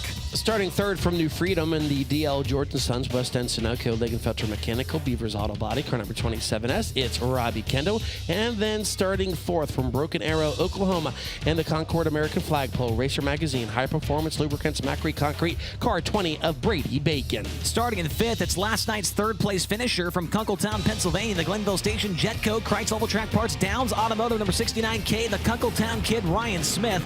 And starting to his outside from Harrisonville, Pennsylvania, in the Mac McGee Motorsports, John R. Racing, GMP Distributors, Santa Brothers, number 55W, the legend, Mike Wagner. Final row will go to the post this way. Starting 7th from Lebanon in the Adams Auto Sales, Fredericksburg Eagle Hotel, AA Crawl & Sons, Blue Rock Farms 99A of Devin Adams. And starting in the 8th position from Sussex, New Jersey, in the Dave Frantic Auto Sales, Rapid Tire, Escape Power Sports Plus, Atlantic Battery Systems 28F of Davey Frantic. Here we go for JT Power Sports Heat Race number 6. Another song coming in from the playlist of Tyler Courtney.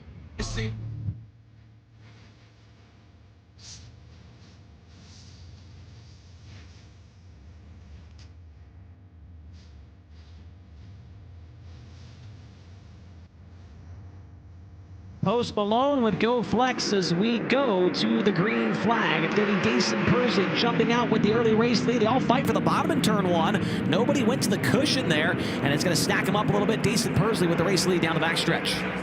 Justin Peck will settle into that runner-up spot. Robbie Kendall trying to find some bite down low in third. Looking to run by Brady Bacon off of 4. Bacon to the inside of Robbie Kendall at the line. He will take that spot away from him. Nice move by the Macho Man into turn 1. He's got the 3rd spot closing in on Justin Peck down the backstretch. Ryan Smith will make his way by Robbie Kendall as well. Move Ryan Smith up to 4th, and now looking underneath the Bacon and Peck into turn number 4. Ryan Smith and Donnie Kreitz own 69K, trying to get some precious passing points as he will now look to the inside of Brady Bacon. He's looking to go 2 for 1 off of corner number 2. The Kunkletown Kid is flying in the 69K. Whoa, they got closer in turn 3. Justin Peck absolutely slammed the door. Justin Peck with aggressive maneuver right there to take that second spot and keep it as Brady Bacon back to the inside. That was a close call into turn 1. Brady Bacon and Ryan Smith nearly collided going into the first corner. Bacon back to third. Ryan Smith trying to go back to the inside in turn number 3. He's been so very good on the bottom all weekend long, Earl. Trying to make another move here in the heat race. Yeah, Ryan Smith, you know Donnie Kreitz and Davey Brown, they love the bottom side of the racetracks that they go to as they are still very, very close. They're off of corner number 2. This is the best battle right now here in the final heat race for the 410 sprint cars, and it is for that third spot. Once again, Ryan Smith peeks to the inside, nothing there down the front stretch. Jason Persley, a 2.5-second lead. That time by over the 26 of Justin Peck. The race for all watching is the 1-4 third. It's Brady Bacon and Ryan Smith. Brady Bacon pulling away slightly from the Kreitz Racing 69K. Not too far ahead of that duo is the 26 of Peck. This one far from over with 2 laps to go. Persley has a 2.6-second lead over the field. Justin Peck still in the runner-up spot as the battle still rages on for third.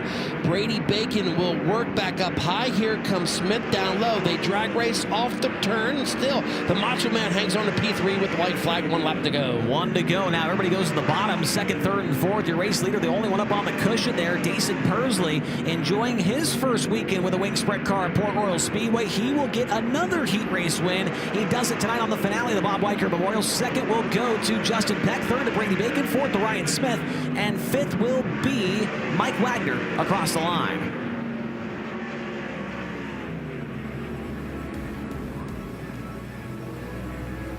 So Jason Persley will get the win in JT Power Sports Heat Race number 6. Finishing second, the 26 of Justin Peck. Third, the 20 of Brady Bacon. Fourth, the 69K of Ryan Smith. And fifth, the 55W Mike Wagner. Finishing sixth, 27S of Robbie Kendall. Seventh, the 99 of Devin Adams. And in eighth, the 28F of Davey Franick. Jason Persley has looked strong in heat race competition all weekend long here at Port Royal Speedway. The former USAC Silver Crown winner right here at the Speed Palace is adjusting very, very nicely to the wing car around this place, and it looks like he will pull into the infield in turn number 3 and talk to Tony Laporta.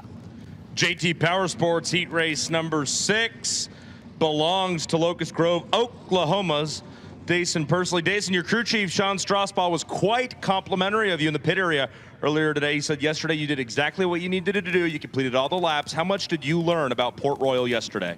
That it's slick. No, nonetheless, Sean's got me really comfortable here pretty quick. So, yeah, these PA tracks are a little bit different, and thankfully that they're from here and have a lot of laps here. So, makes my job a lot easier, and just kind of clicking along there. And thankfully to get out front there in the heat race and get the jump on Justin, and then kind of just set my own pace. So. Honestly felt really good on the bottom in 1 and 2 the first corner, but just decided to move up and kind of did what Tyler did there, just get the momentum built up. So yeah, this Pella Windows and Doors, the Vonnie Windows and Doors car is good right now. We just need to do a little bit of tweaking on the driver and see what we can do in dirty air. Hey, we just want you to be you. That's Jason Persley getting it done in JT Power Sports Heat Race number 6. Chase, one of the people that he's talking about when he says it's a good thing they're from Pennsylvania, his car owner, Tom Book from Pennsylvania, the state we're currently in. And you know what Tom Book knows a lot about, Chase? Hockey. Oh, yeah. He texts me all the time about the old Philadelphia Flyers, and he's already told me all about all their draft picks and how many they've got coming into this upcoming draft. I know, Tom Book. He texts me more about hockey than about racing. That is for sure. So we've got more heat races coming up here in just a few moments. The sportsmen will be making their way onto the racetrack right after this break on